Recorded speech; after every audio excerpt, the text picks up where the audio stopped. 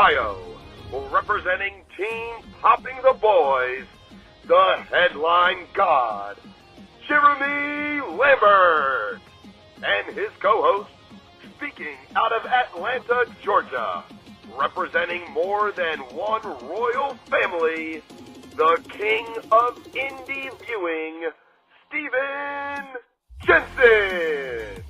And this is the Spotlight on Fightful. Welcome everyone to the Spotlight here on Fightful. I'm Jeremy Lambert. That's Stephen Jensen. And shout out as always to Big Dick MLJ for the intro. It is Thursday, February 13th. Plenty to talk about in the world of wrestling. As always. Jensen, how you doing? Doing good. Just got done with the shoot job, so looking forward to talking about wrestling. We got plenty of stuff to cover today. Should be a good show. Coming off of a good AEW Dynamite, in my opinion. There's been some good AEW programming in recent weeks to be excited about. I think if you're an AEW fan, WWE is still red hot. A lot of good stuff going there. We got the J-Cup coming up this weekend. We got an interview with Alec Price for y'all, about an hour-long interview. We're going to air and probably do a little bracketology on this show too. Probably just a little brush on that, and then we got plenty of indie topics. We got a bunch of stuff going on in the world of wrestling. Obviously, we got Ricky Stark showing up at NXT. We got a lot of good stuff to talk about this week on the show. So appreciate everyone here in the chat today. And how you doing, man? I'm well. It's been a busy day. It's been a busy week. We're going to talk about the J-Cup, but I've had a lot of interviews from the J-Cup this week, and we had 3 of them today on In the Weeds. So we've had a busy week with interviews, and Alec Price gave us an hour of his time last night. So it's been, I think I tweeted this, like I've done 5 interviews in the last 24 hours on top of just everything else that I do, which also means like transcriptions and news and just the show in general. So I'm tired. Yeah.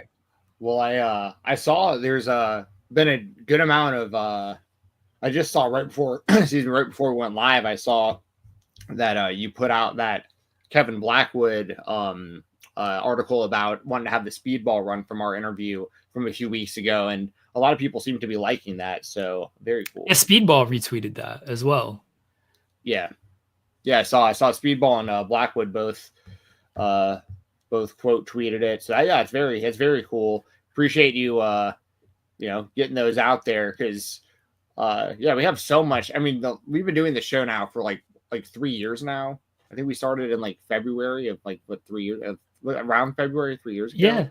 Yeah. So right around 3 years. So we have so much. Like, I haven't really thought about it too much. We've interviewed so many wrestlers and people in wrestling and stuff over these last 3 years. Just cool to see. Cool to see where some of these people are at, and that we're still, like, we hadn't talked to Alec Price in like over a year on the show. It was good catching up with him.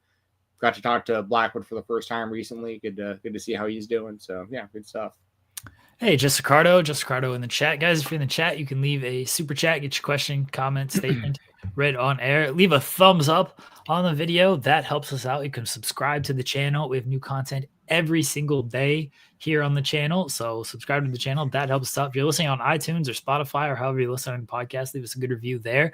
That also helps us out. Again, we have a lot of content on the channel. We have live shows 6 days a week. And then on the one day we don't have a live show, we're going to probably be airing a taped show on that day. And then we have the interviews that all go up as solo interviews. So a lot of content here on the channel. Check out our shorts page. I've been making a lot of shorts, so go out there, check out the shorts page as well. There's plenty of stuff here to do on this channel. All right. Do you want to jump into it? Do you want to talk any Super Bowl or anything like that?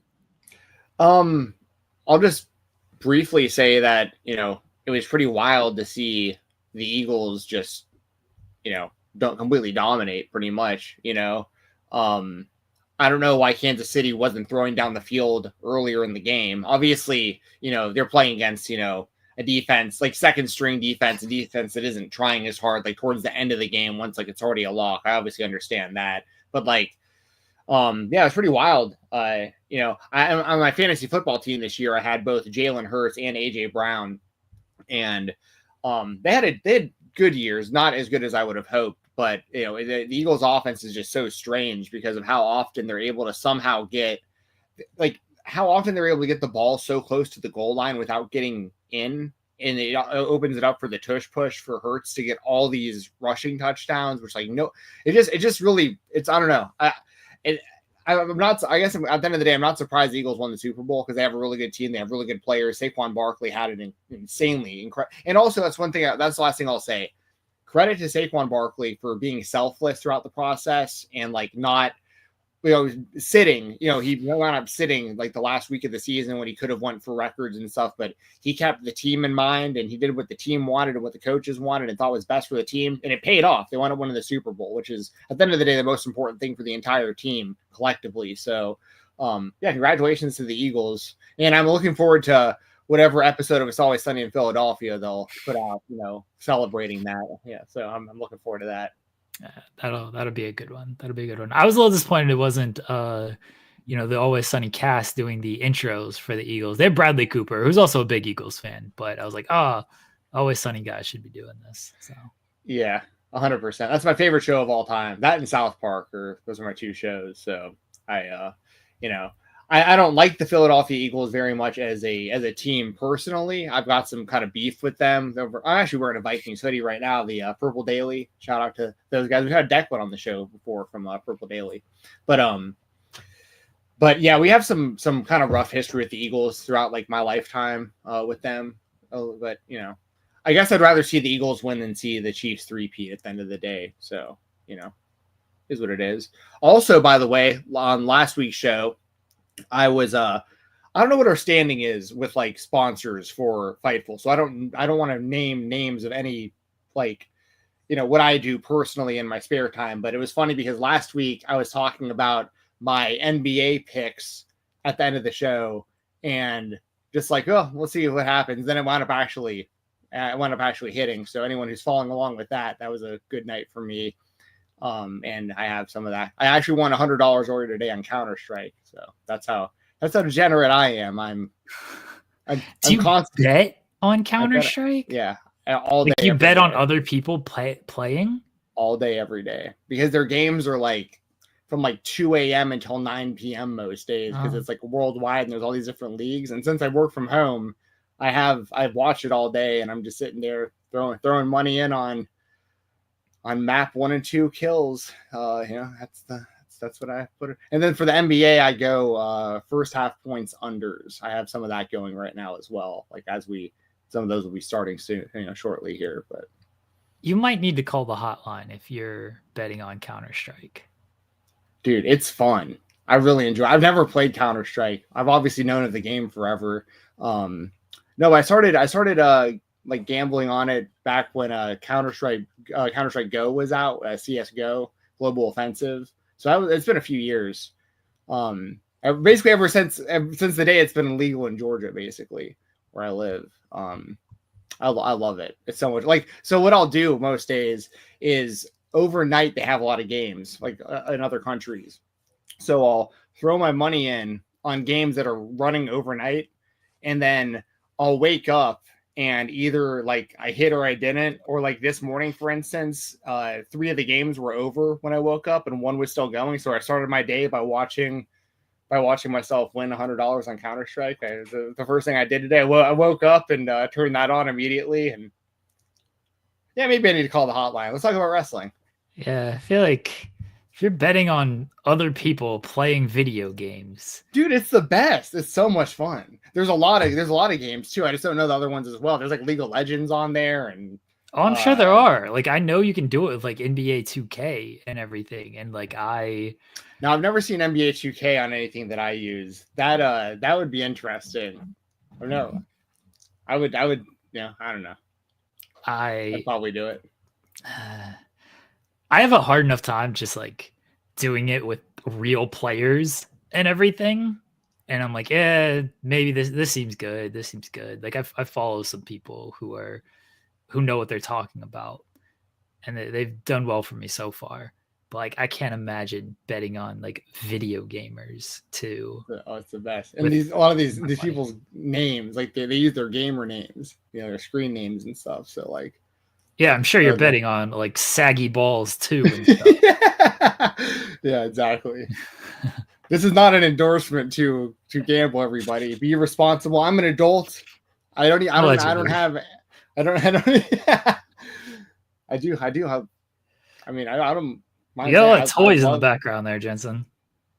I've got more showing up. There was supposed to be another one showing up today. A triple signed WCW figure, as a matter of fact, that I bought after I won about $1,000 last week on this stuff. So I wound up spending like 200 of it on this WCW figure. Sorry, triple fig that should have been here tonight. It probably won't be here until tomorrow now. But yeah, that'll be right up behind me with the other WCW. All these signed WCW figures that you see behind me.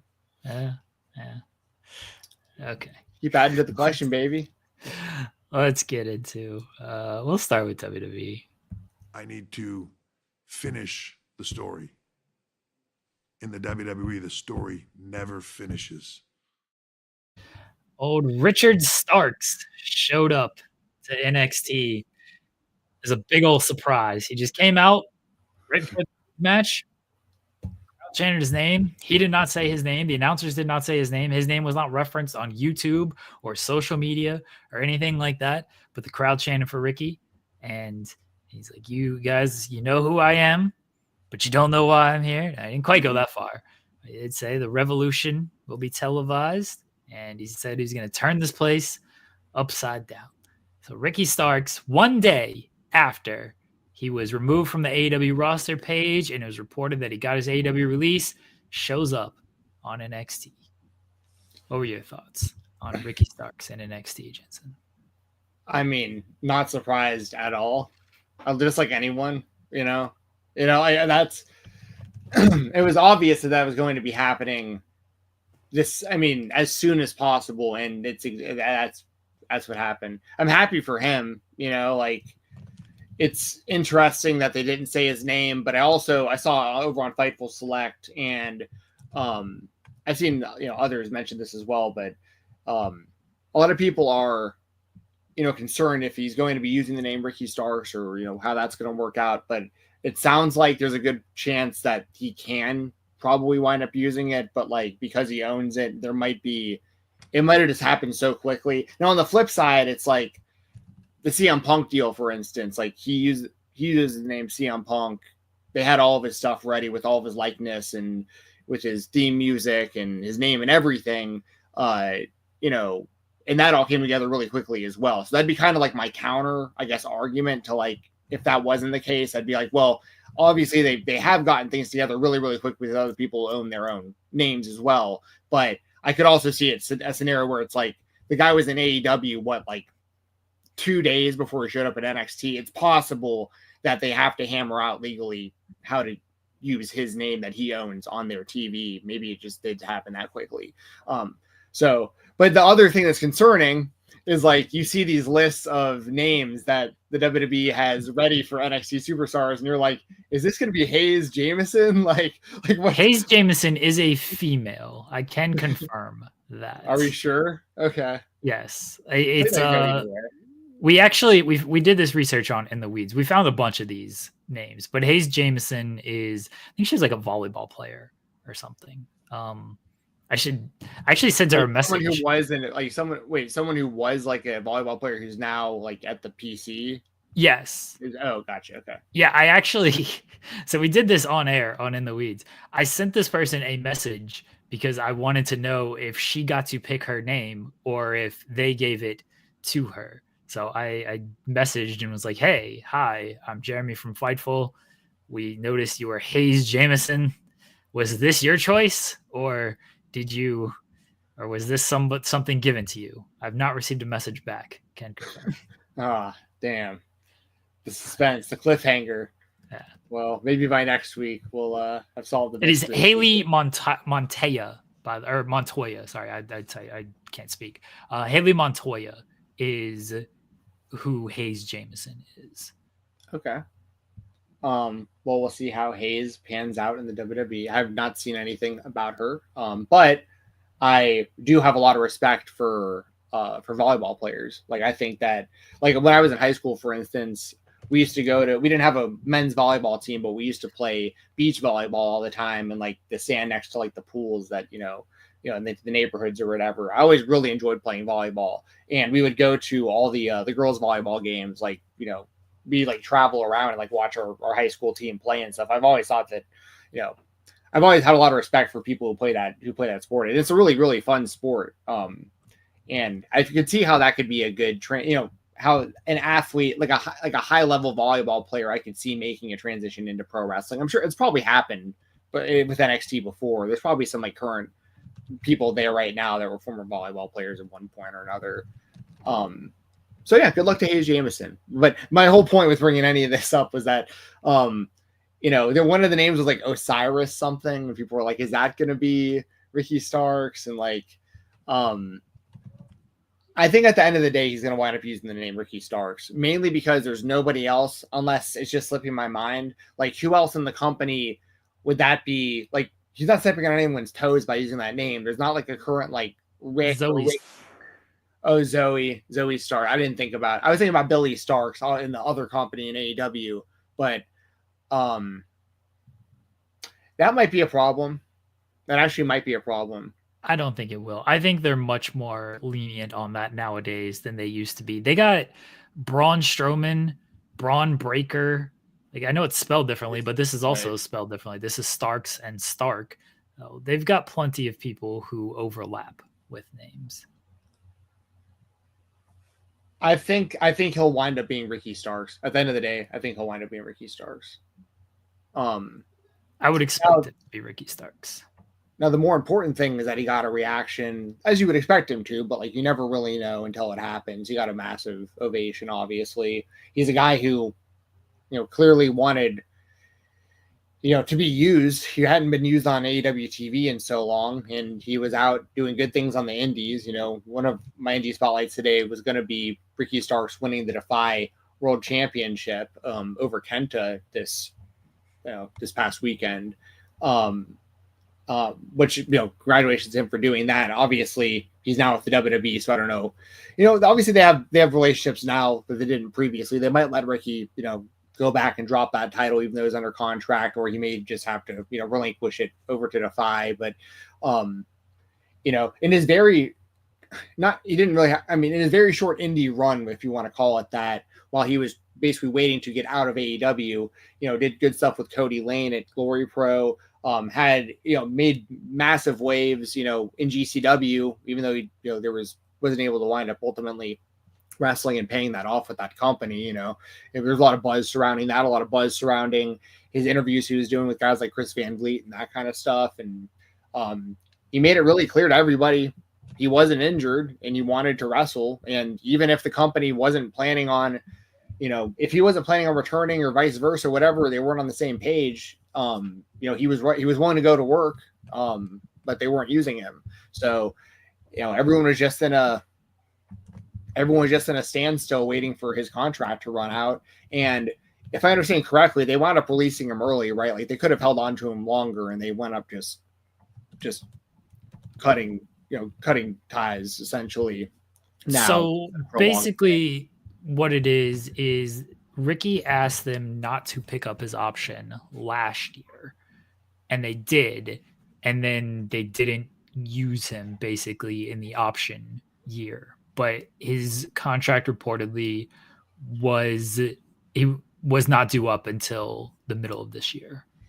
Gotcha. And that's where things get screwy when it comes to these kind of contracts, because like, legally speaking, Tony Khan can do that. Any company can do that. If you have any in any sport, by the way, this happens to the NFL as well. It happens anywhere that you can have an option in your contract. But to exercise that option and then not use somebody is just a weird move, because like, you're pretty much just freezing them out, but you're still paying them. So like, that's a tough spot to be in, for anybody, because the only reason a company would do that, in my opinion, is because you just don't want them going to the competition. Like, that their mind is made up and you're trying to just freeze them out for a year, essentially, is how I look at something like that. But here, at the end of the day, now we're at where we're at, and everyone's where they wanted to be. Like AEW, you know, they knew he was leaving for a while. He's gone. They didn't. To AEW's credit, there's no 90-day non-competes involved with this stuff, so people can just show right up.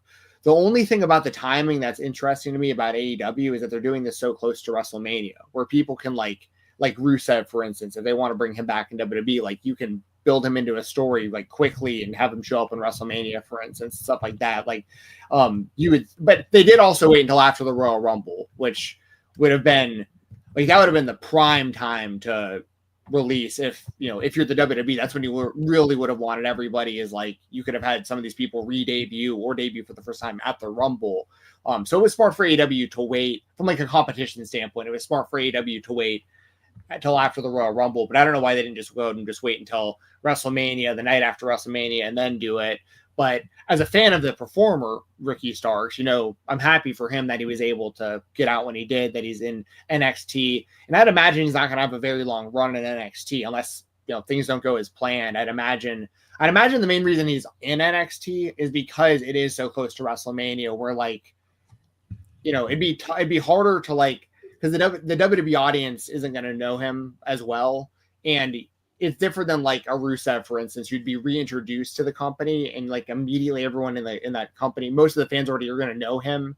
With Ricky, you have to like really build him brand new to that audience, and you wouldn't want to do that and get it lost in the mix of everything else going on in the build to WrestleMania, probably. So, I guess that's in a nutshell kind of all my thoughts on it. I think Ricky's where he wants to be. He'll eventually be on Raw or SmackDown, and AEW wasn't using him anyway, so might as well release him, I was excited and happy to see Ricky show up.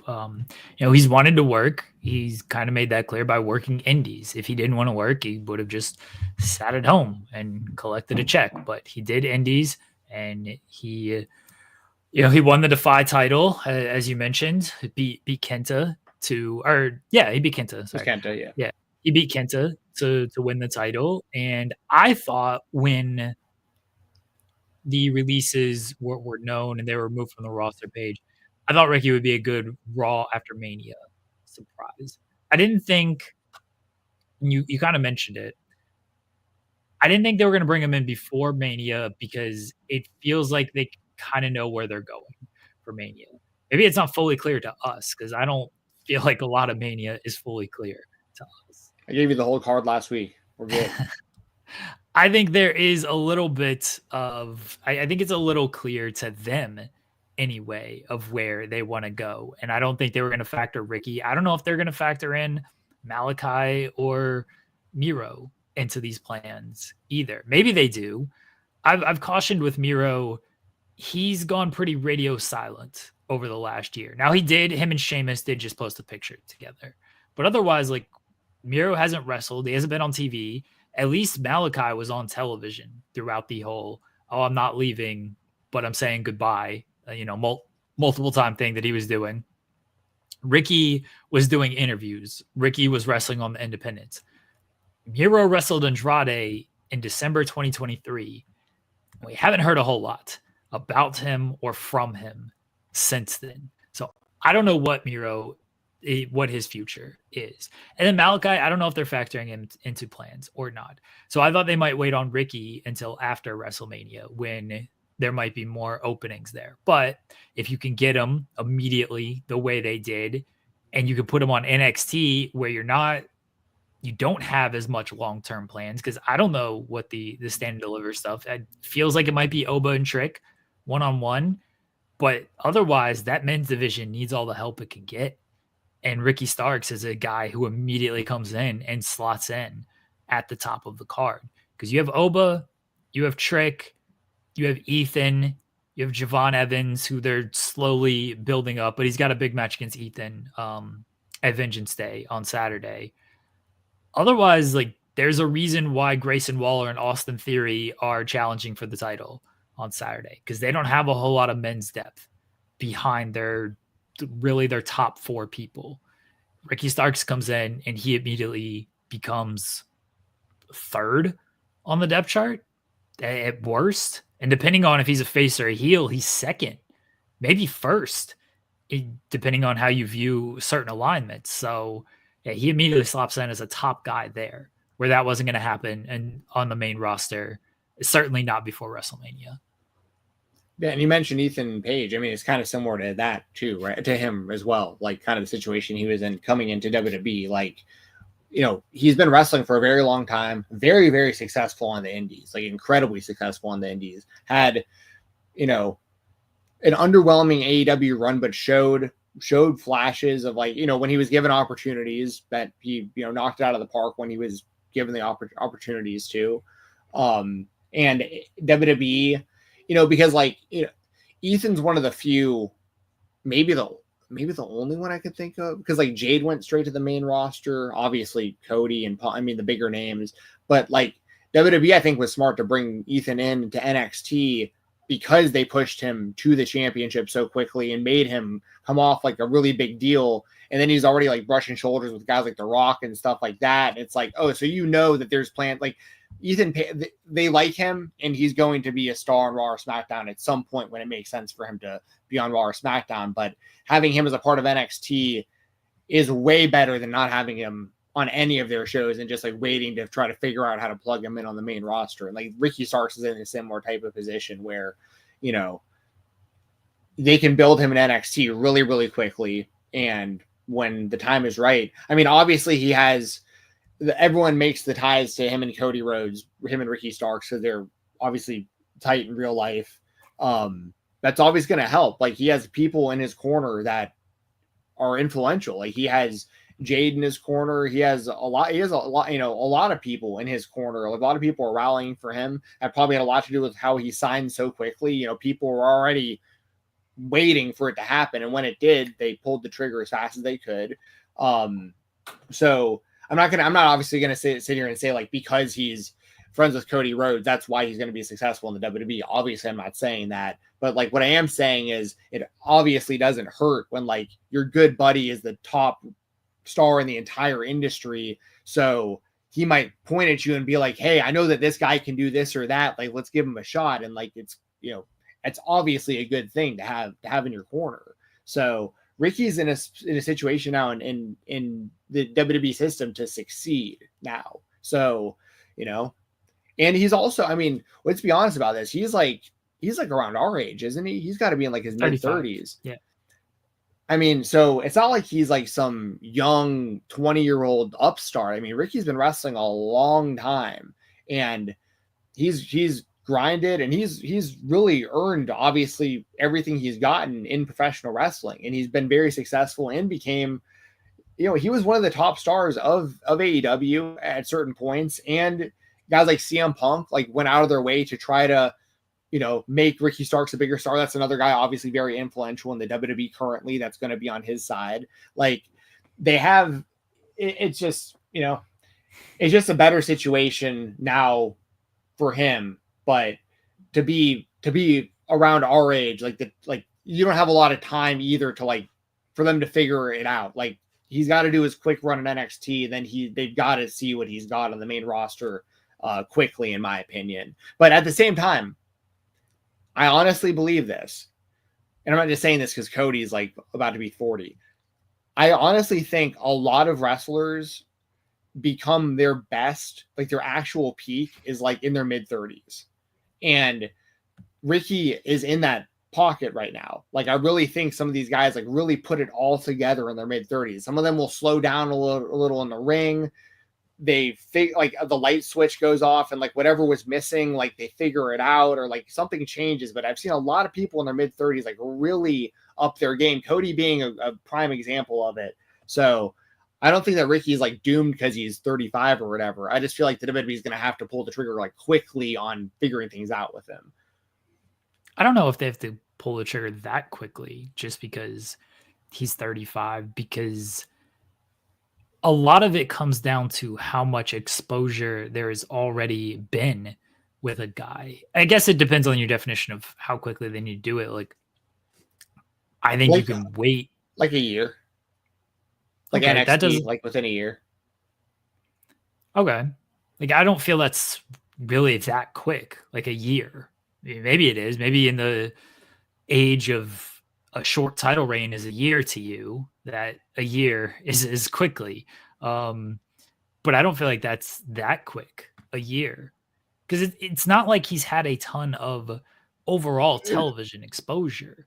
He What I was in mean by a AEW. year, sorry, what I mean by a year is like they like to have like a full plan for him, like a real, like, not necessarily, it doesn't necessarily mean he has to be in NXT for an entire year, but like it can't. The kind of stuff that scares me is like a carrying cross. Like, he's doing fine now, but like, remember when he debuted the first time on Raw against like Jeff Hardy, looking like a gladiator? Yeah, that was different regime and power struggle regime. Like, fair, but I'm just saying, like, I feel like the process has got to be just kind of quick. Like, I don't think that Ricky Starks should have a super long NXT run, but I don't want to see them like put him on the main roster without a plan either. It just kind of got to, yeah, that's the biggest fear, is too often. Like, Karrion Kross was an example, again, different regime. We can point to more recent examples of Myra Valkyria gets called up and she didn't do a whole lot until winning the women's intercontinental title, and now she just loses matches over there. Carmelo Hayes gets called up and he got some consistent TV time, but I don't know if there was a real plan with Carmelo Hayes. Like, sometimes it does feel like people get called up and there's not a fully developed plan with them. Like, I hope that's not the case. I mean, Blair Davenport is a very good example to me of, they called her up. They kind of paired her with the Unholy Alliance with Isla Fisher and Alba Fire. And then that went nowhere. She had the brief feud with Naomi, and then she was done. And now, unfortunately, she just got released. Like, sometimes they just call people up without a plan. As long as they got a plan for Ricky, then I'm fine with it. Yeah. Well, we'll see. We'll see how it goes. I mean, I expect him to be wrestling on NXT TV like very soon. You would think that they'll like hype up his debut, and I think he'll be successful. Like I said, he has. This is like the best possible situation for him, in my opinion. Like, where he's at right now, with the people that are going to be pulling for him, with the new company, with how they've booked other people that came over from AEW really well. People like Penta, Cody, Punk, so on and so forth. Like, Ricky's got a real shot to be a real big star there, with how things could work out for him. So. Right now. And that also, by the way, that'd be another one, just like Penta and these other guys. If he winds up being like a massive star for the WWE, people are going to look at him and be like, how did AEW let that slip? Like, how do you not use that guy for the entire last year of his run? Like, what? So we'll see how that goes. Ryan Adams saying they got Braun, and Bronson. Bronson was the other one that I was thinking of. But yeah, I mentioned Braun Breaker and Braun Strowman that they have. Yeah, their WWE spotlight. Logan Paul is in the Elimination Chamber. Logan Paul got mic time with CM Punk. I'm sure this was, fascinating for you. I'm sure you just cried tears of joy as Logan Paul won, and Logan Paul went toe-to-toe with CM Punk on the microphone. Yeah, I thought he absolutely held his own on the microphone. I don't know why CM Punk is... I mean, I shouldn't say I don't know why, but the way that he tries to kind of come off like he's above Logan Paul, or like knowing about Logan Paul and stuff, is, it's just how Punk is.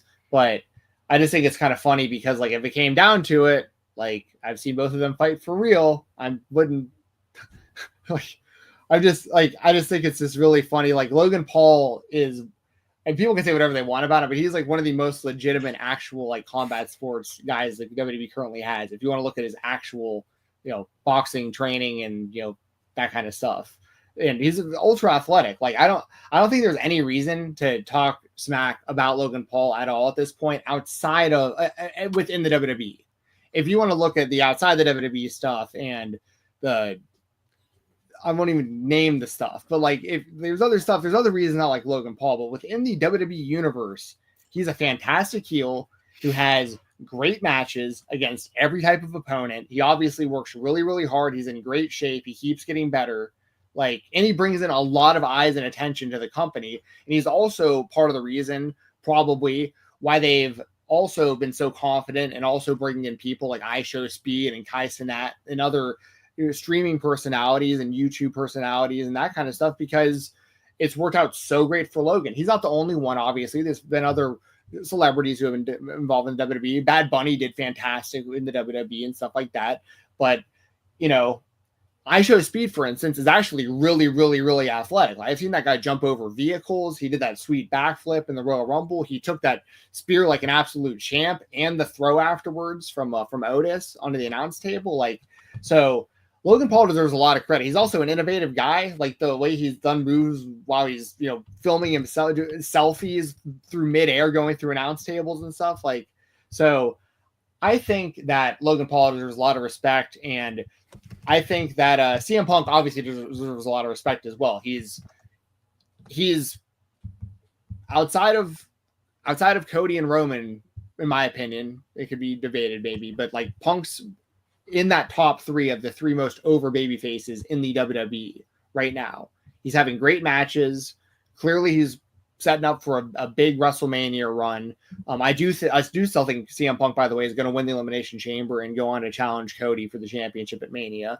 So I like this back and forth between Logan and Punk. I'm really looking forward to seeing those two go one-on-one at some point. I think that'd be really, really interesting to watch that match. I think it'd be very, very, very good as well, the match itself. The match with Logan and Ray from Raw, I thought was very good. Those guys have wrestled each other before. They have really good chemistry.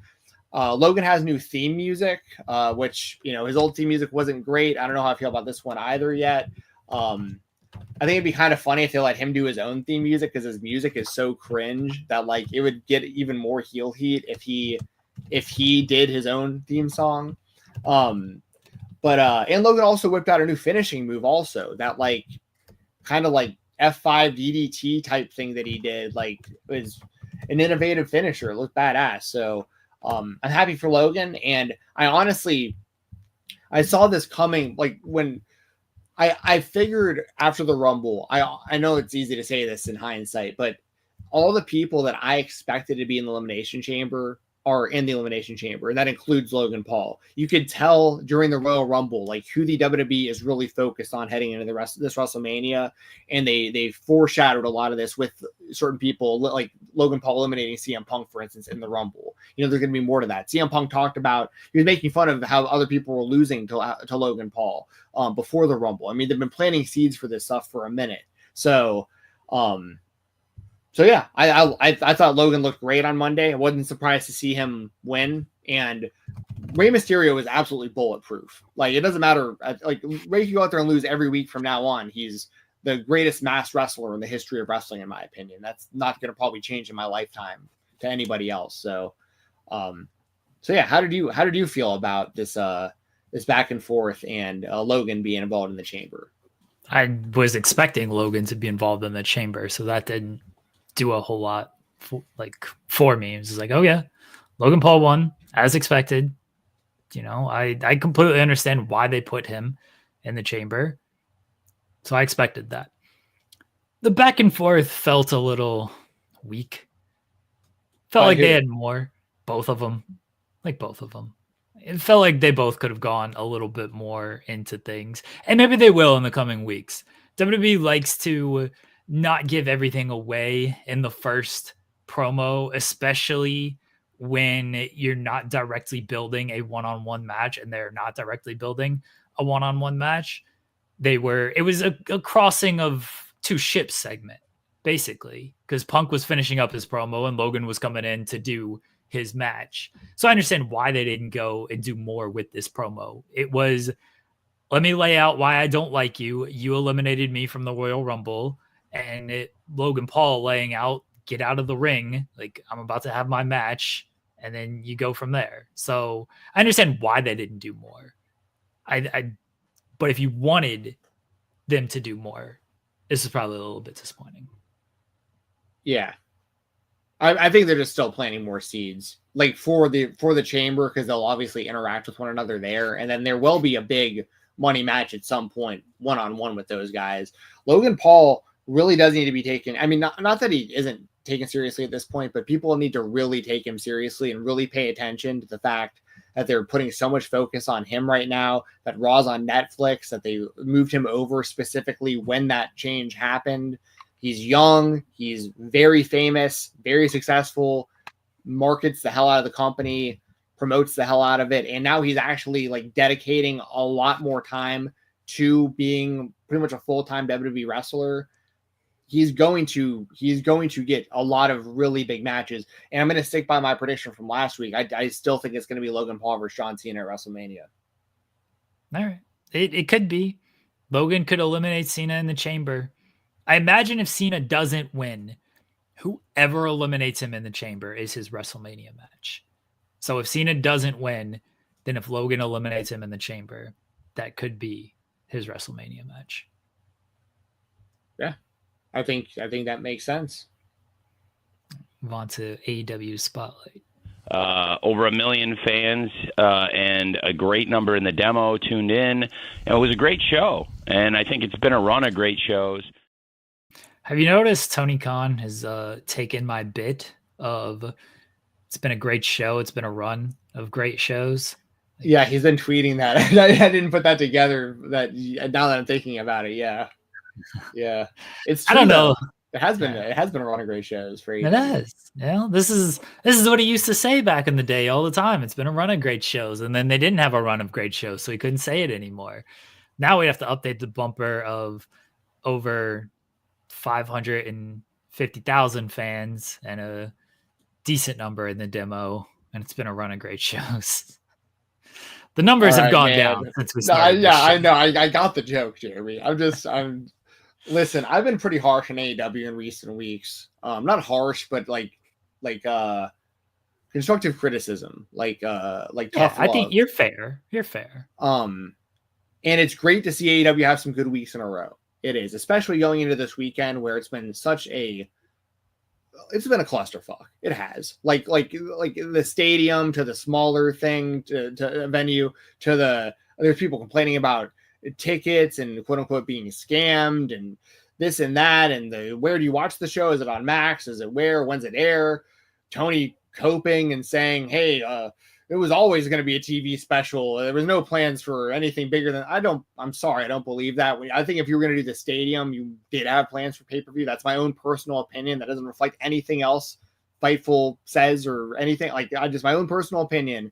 I think it's pretty wild to think you were going to run a stadium and you were always planning on it to be a show we still don't know the start time to, that's going to air. And listen, you're going to get a good lead in from the NBA All-Star game. I'm not disputing that. But let's not pretend like this was option one the entire time. That said, the build to this the last few weeks has been really good, and I'm looking forward to the show. I'm looking forward to the All-Star stuff ending and Grand Slam Australia beginning. So, although I feel like it's been kind of a rough run for AEW in recent memory, and that extends to other stuff like storylines, like the Adam Cole, MJF stuff, and a whole bunch of Undisputed Kingdom, whatever.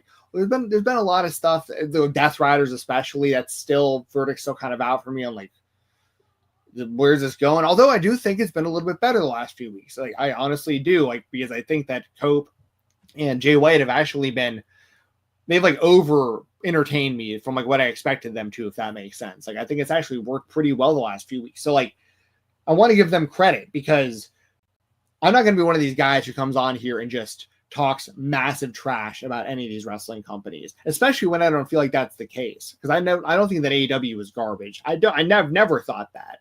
I've always respected Tony Khan. I've always jokingly said, not even as a joke, I love that he's one of us who has a fig fed of real people. That's the dream for me as a kid wrestling fan, just like it literally was for him, and he's living it out. I don't fault the guy for that. I might question some of his decisions, like icing people like Ricky Starks out, and some of the choices and some of the stuff he does is a little goofy. But at the end of the day, he's one of us. He's a lifelong independent wrestling fan, and I like seeing them win and be successful. The thing with AEW is that I think they're finally kind of turning the corner on, at least for me, this is my perspective of they're turning the corner of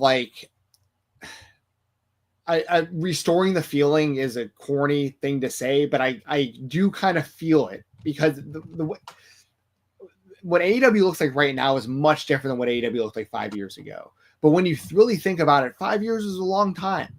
And like, you can't expect it to be the same exact thing with the same people, with the same stories, with the same everything that you loved. It can't always be about the elite. Cody's gone. He's not coming back. Like, CM Punk's gone. He's not coming back. Like, and I feel like they're just kind of like, it's almost like a refresh right now in a lot of ways. The only thing kind of holding them down, I think, is that they've put so much time and investment into the Death Riders.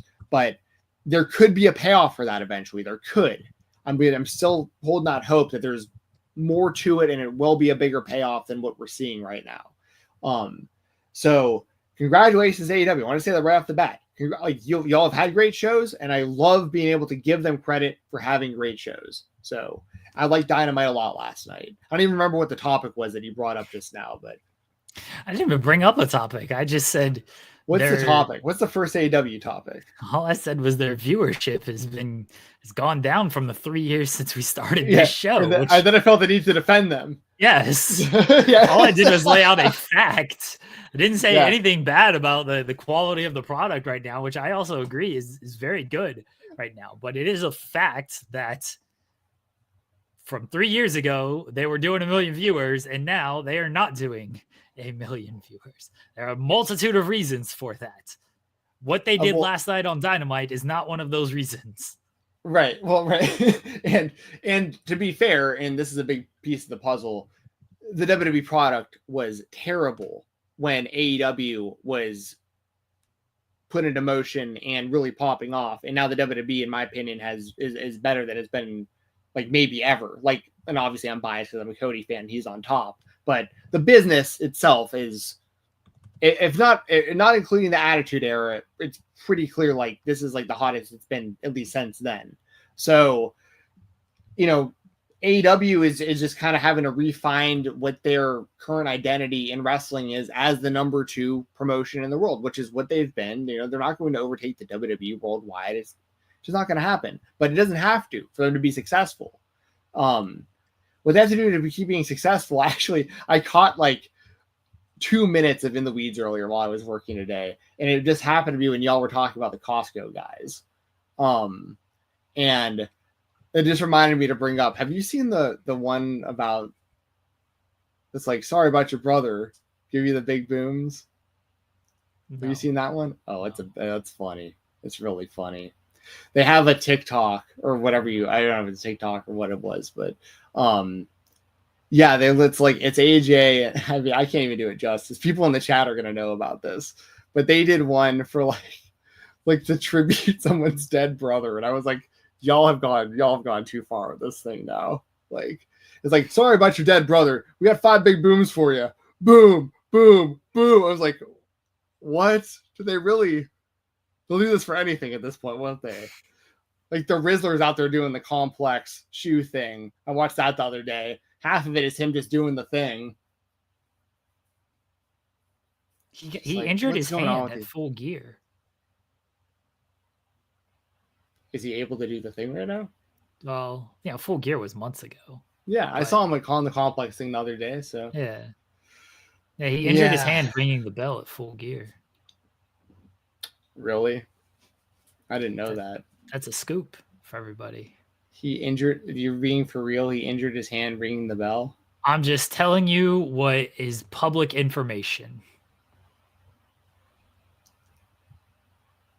Well, what was our actual AEW topics? I just needed to tell you need to go out of your way to watch that video I'm telling you about. It's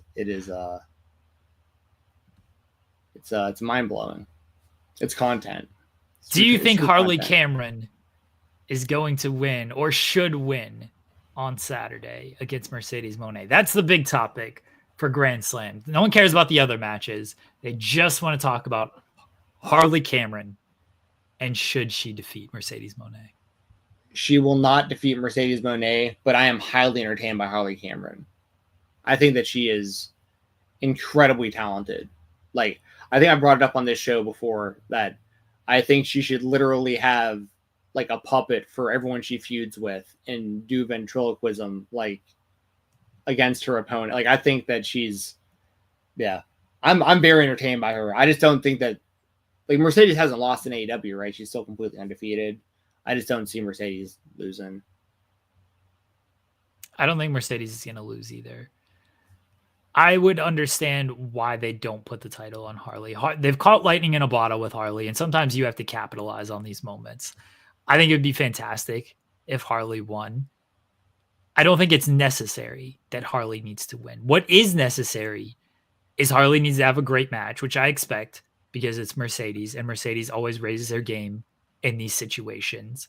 And, you know, Mercedes is going to want to show out in Australia. You know, Harley's wants to show out in Australia.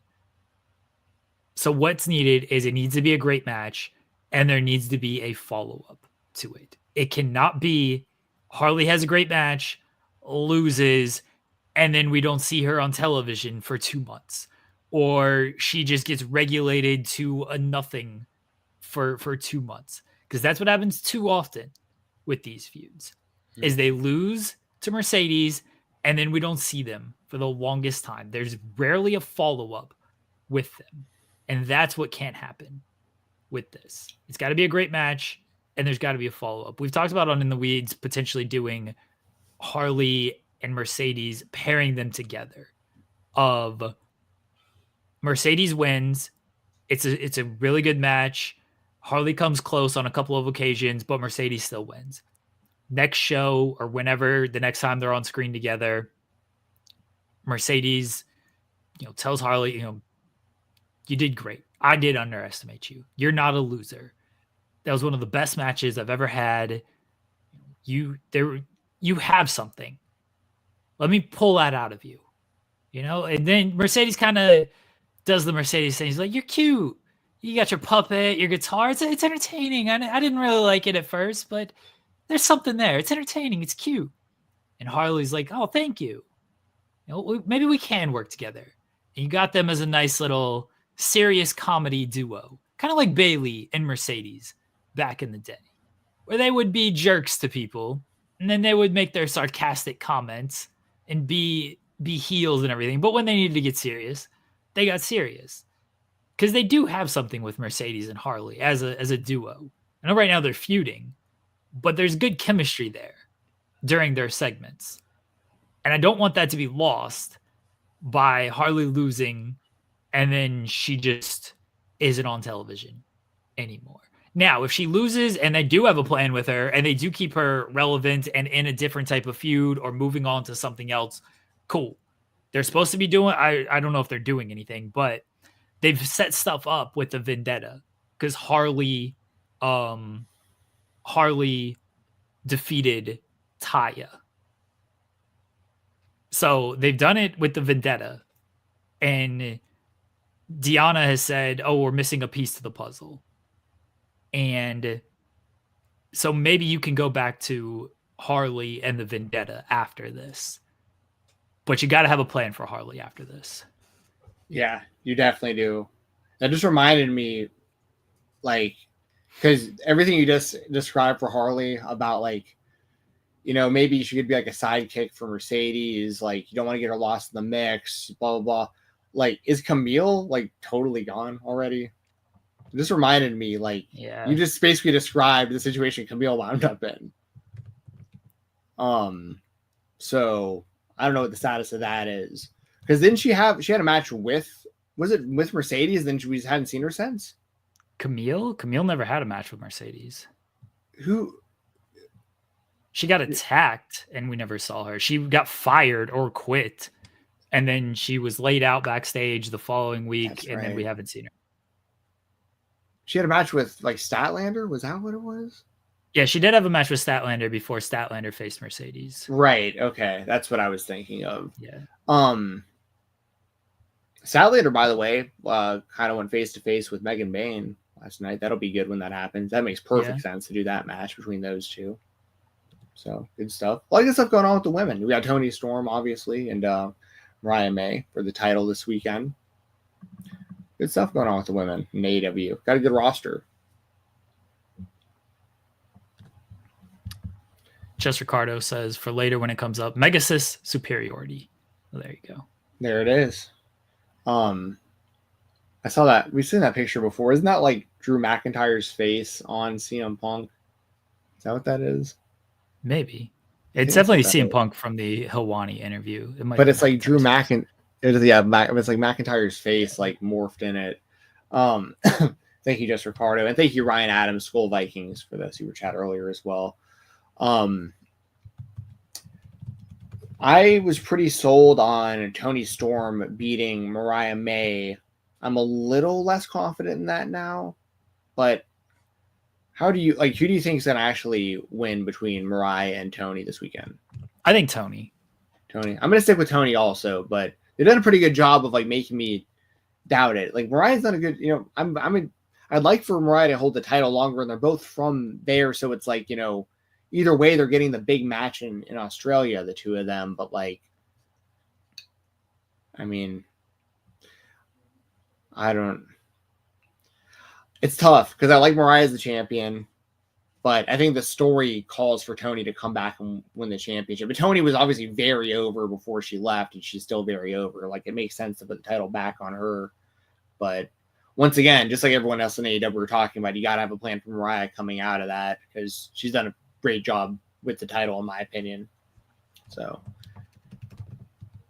and she's somebody that's like a quote unquote. I know she had exposure in other companies, like smaller companies prior to AEW, but like she's somebody who's never been on WWE TV. Like, she's a homegrown AEW star, Mariah May, which, I like that. I feel like they could use more top stars that were homegrown that we haven't seen in other companies previously. So I hope they continue to figure out, what to do with her if she does lose the championship. Like I said, I'm not totally sold on her losing, but I do think that Toni's going to win. And the match, I think, is going to be very good.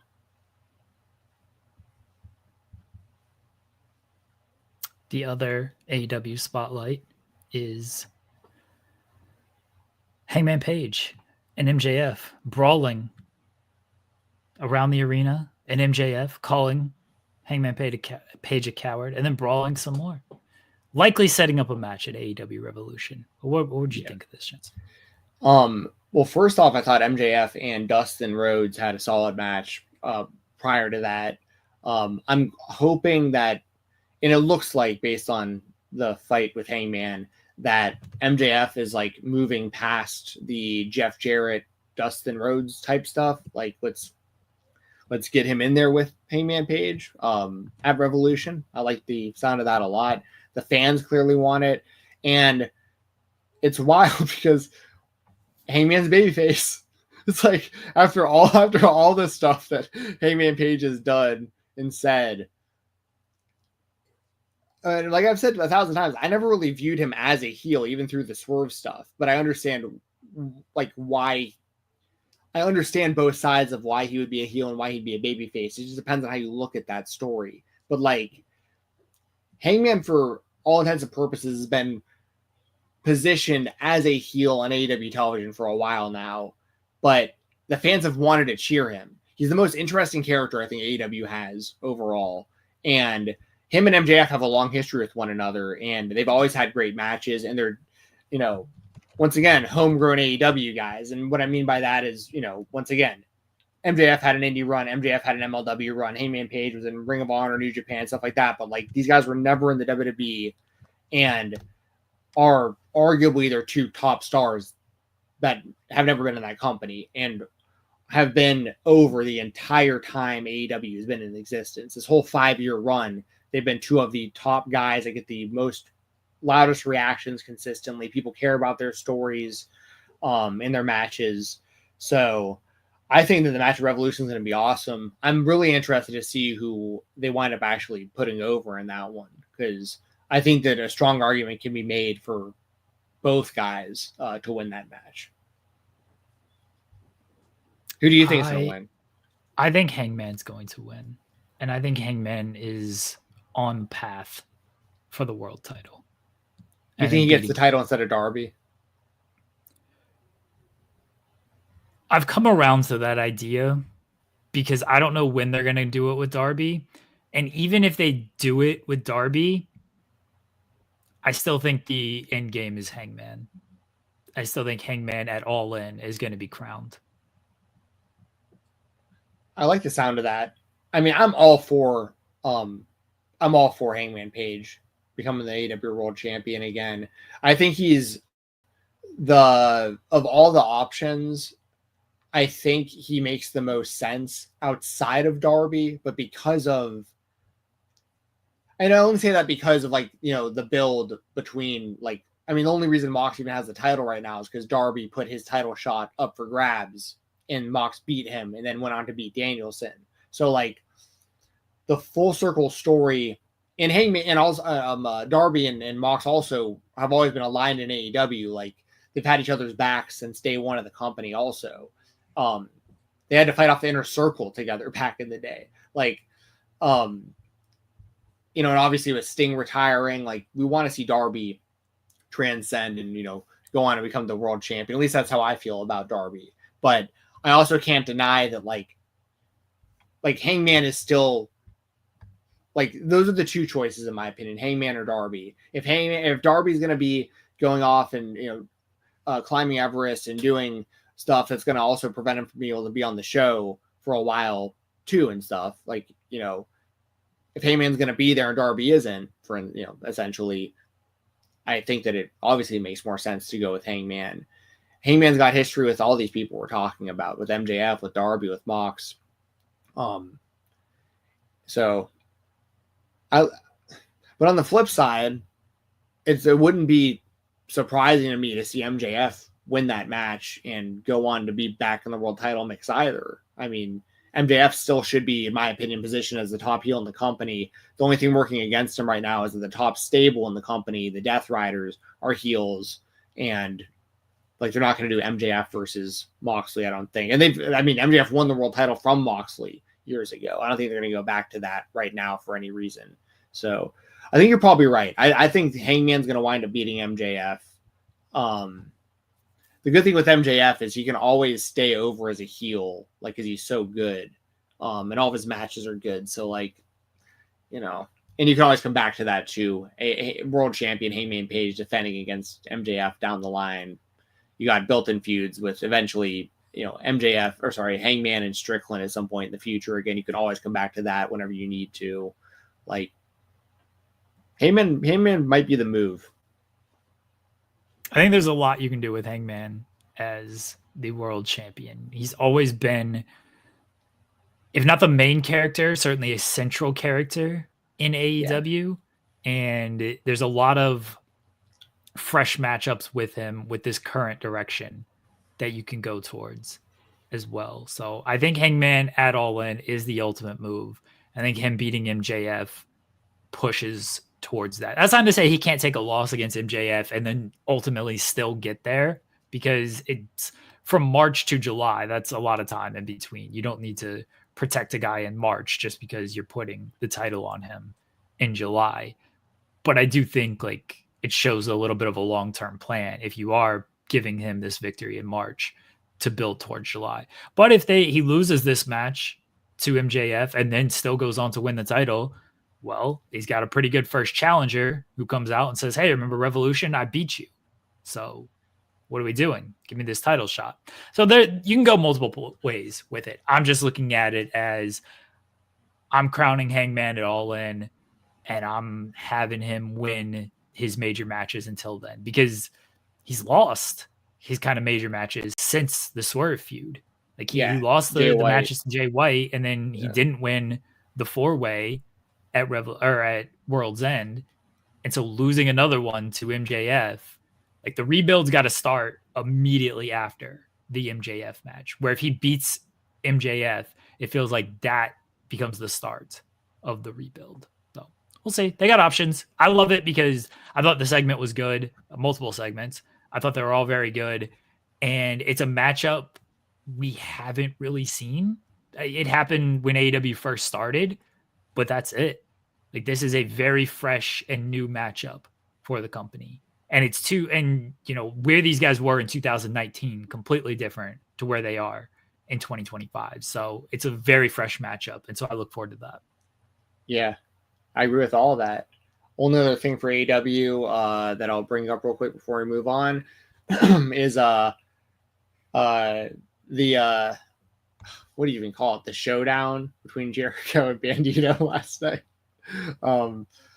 I shout out to Brian Keith, the bounty hunter. Do you remember back in the day, like the really early viral video, Unforgivable? It was like a series of videos. Oh yeah, they ruled. Yeah, that's Brian Keith to me, and his delivery, like when they do the promos, like that's all I can hear and see when Brian, like when he gets those one-liners off. It just reminds me of, waffle fries for free. You know what I mean? Yeah. Like that's so anyway, I figured I'd throw that in there too before we moved on. So that's a if good you know, shout. you know. Yeah. That's a good shout. Those videos were fantastic. All right, moving on. Our product is what it is. We're going straight up the middle. He did it. Hirooki Goto is no longer the bridesmaid. He is now the bride. He is the IWGP World Heavyweight Champion, defeating Zack Sabre Jr. at New Beginning in Osaka. He did it, Jensen. After years of not being able to get over the hump, Hirooki Goto did it. Yeah. Good for him. It's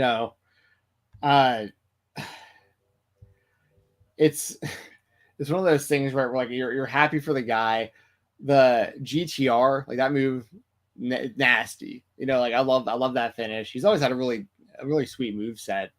I remember like back in the day, I don't know if he uses it anymore, but he used to do like a vertical suplex into a rock bottom. It always looks super brutal. Like I have mixed feelings about this, mainly because, like, for one, Zack Sabre Jr. didn't have a very long title run. What, maybe 6 months or so. 6 months is. We've got to stop pretending like dude, 6 to me, months 6 months isn't very long. Not a long title run. I don't think that's a very. I mean, I'm not comparing it to Roman Reigns, but especially for like New Japan historically, like they've had much longer title reigns consistently. New Japan title reigns are like 2 months at the most. Well, in the recent years, that's I guess fair that they have done that, I guess. But listen, Zack Sabre Jr.'s title months was only 4 months, by the way. So 4 months does maybe feel a little bit short. 6 months is not short. Well, either way, it feels short because Zack Sabre Jr.'s title run was the longest since Sonata. Sonata held it for 271 days. He held it longer than Okada's latest reign. He held it longer than Moxley, longer than Naito. Zack Sabre's title run was fine. It was a good amount of length. And if had it been 6 months, that would have been a perfect amount of length. Well, that's your opinion. I think that I think part of that for me is like how long it took him to win the title. Like, but regardless, speaking of taking a long time to win the title, how long has Goto been in New Japan Pro Wrestling? I mean, like when I became aware of New Japan Wrestling, I'm pretty sure he was on the roster. It was a feel-good moment. The crowd loved seeing it. I'm happy for him. He can still go. This is different than like, I hate to even say this because of how good he used to be, but like Naito, for instance, like I don't even want to see him wrestle anymore because he seems like such a shell of his former self every time I've seen him lately. Goto isn't like that, even like Satoshi Kojima, like, he moves around a little slower because he's older and his body is beat to hell, but like he still puts on the match you expect him to have and does the moves you expect him to do and stuff. Goto can still really go. I'm a little not confused or concerned. I'm somewhere in between confused and concerned when it comes to his upcoming title challengers, because I saw that it's going to be him versus Tanahashi first, which I get that. It's Tanahashi's last year. I understand. But like after that, I'm pretty sure they've announced Yuji Nagata. So it's like, this is like the polar opposite of like, if Shota wasn't ready, but like they gotta, like Yota Tsuji's going to be ready if he isn't already. Like there's other, it just feels like the changing of the guard has not happened. We're now like DSJ has been wrestling for a long ass time too. I mean, he just finally won the title for the first time, but like the new guard we've been waiting on, it still hasn't happened. I think it's So, happening. I think it's happening. And you're not going to go immediately to Goto and Tsuji because Goto's probably not going to lose. He's not going to lose the title that quickly. Doing a match against Tanahashi is a relatively safe match, especially for Tanahashi's last anniversary show. It'll be a fine match. The crowd will be into it. It'll be what it'll be. Tanahashi is who he is at this point. Goto's still very good. Tanahashi, love him, but he's on his last year for a reason. And then Nagata, again, another like fine little match that Goto can get a title defense, prolong his title reign a little bit. But they're clearly building Yota Tsuji, Gabe Kidd, David Finley's probably getting back in the mix here shortly. We'll see how much Takeshita is there. You know, he had a great match against Oleg Boltin. So the new guard is coming. It's not going to happen immediately. I think next Wrestle Kingdom is when we're going to really see that new guard take over. But, you know, Drilla Maloney is now in the heavyweight division. He had a good match against Shingo on this show. Like they're getting there with those guys. But you can't immediately do Goto and Tsuji because Goto probably shouldn't be losing that quickly after this long of a buildup. You would be irate if his reign lasts a month. You think 6 months is short. Imagine if it was 1 month, Jensen. Yeah, I get what you're saying, but at the same time, if we're being honest, we've been doing this show once again this is like the 3-year anniversary coming up. The last at least 2, maybe 3 Wrestle Kingdoms, we've said exactly this. Well, like, the thing is, like, this got to be the year. This got to be the year they go with the next guy. Like, this has got to be the year they.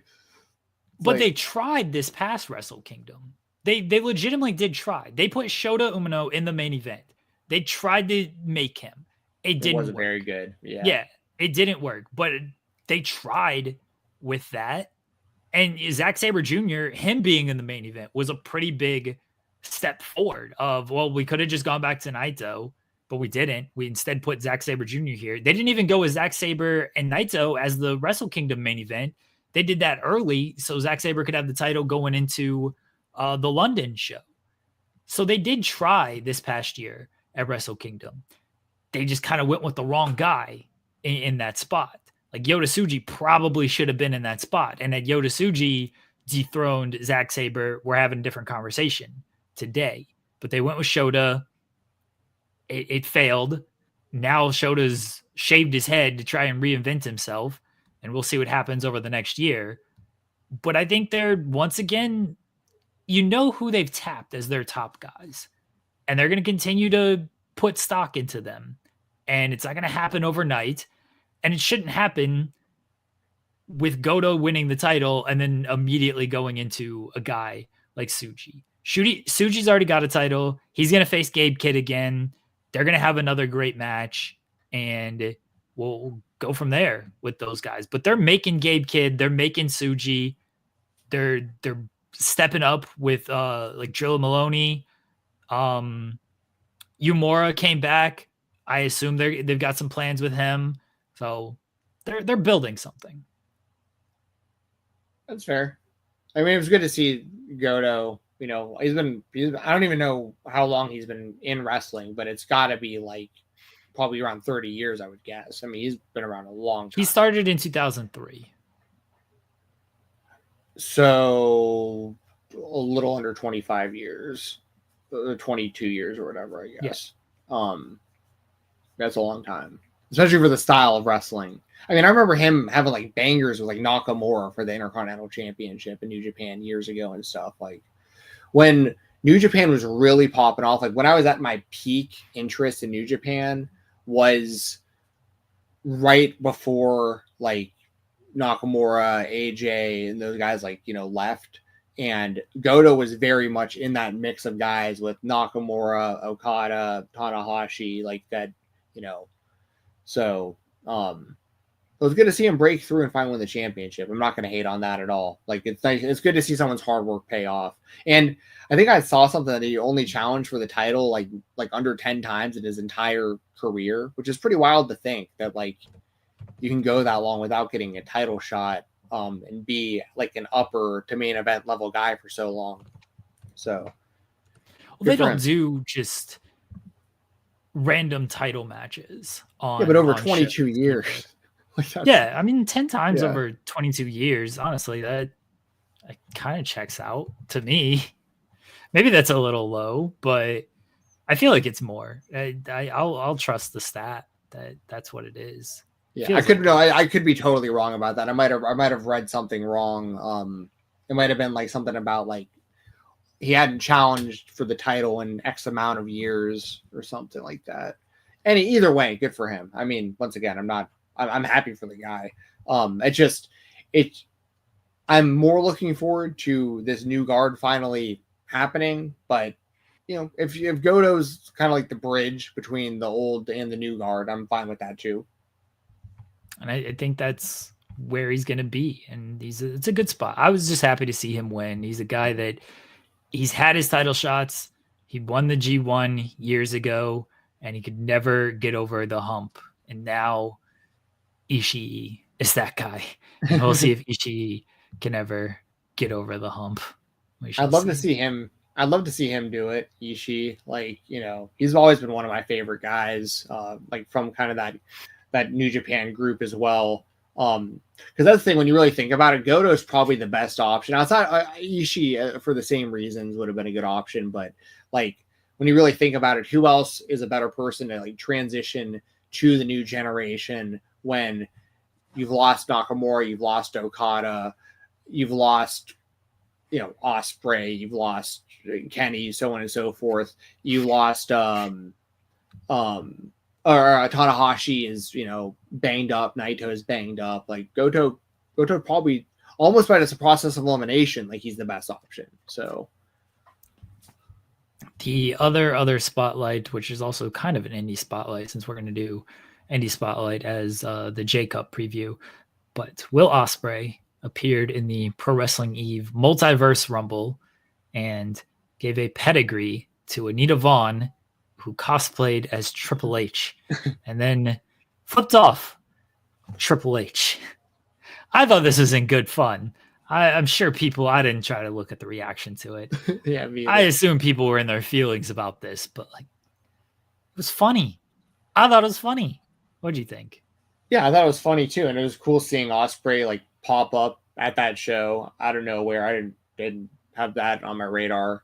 And I would think that, you know, I know it's in good fun, but I could, and I didn't look out for like, I didn't seek out any reactions either to this, but I would imagine like if someone had a problem with it for whatever reason, you know, if I remember correctly, wasn't there a whole thing a while ago where like Triple H was talking about like people running from the grind and Ospreay didn't sign with the WWE, went to AEW, and so then Ospreay says something about grinding up on Stephanie, basically. So like so it makes sense that there's the Triple H tie-in with the pedigree and someone dressed up like Triple H and stuff like that. But I can also see that if you're like the type of wrestling fan that's like very defensive and protective over like the WWE or Triple H or whatever, like I could see like that, I guess, audience being like, oh, this is a low blow to, you know, I'm just saying that's the only people I can see having a problem with something like that. But obviously I don't.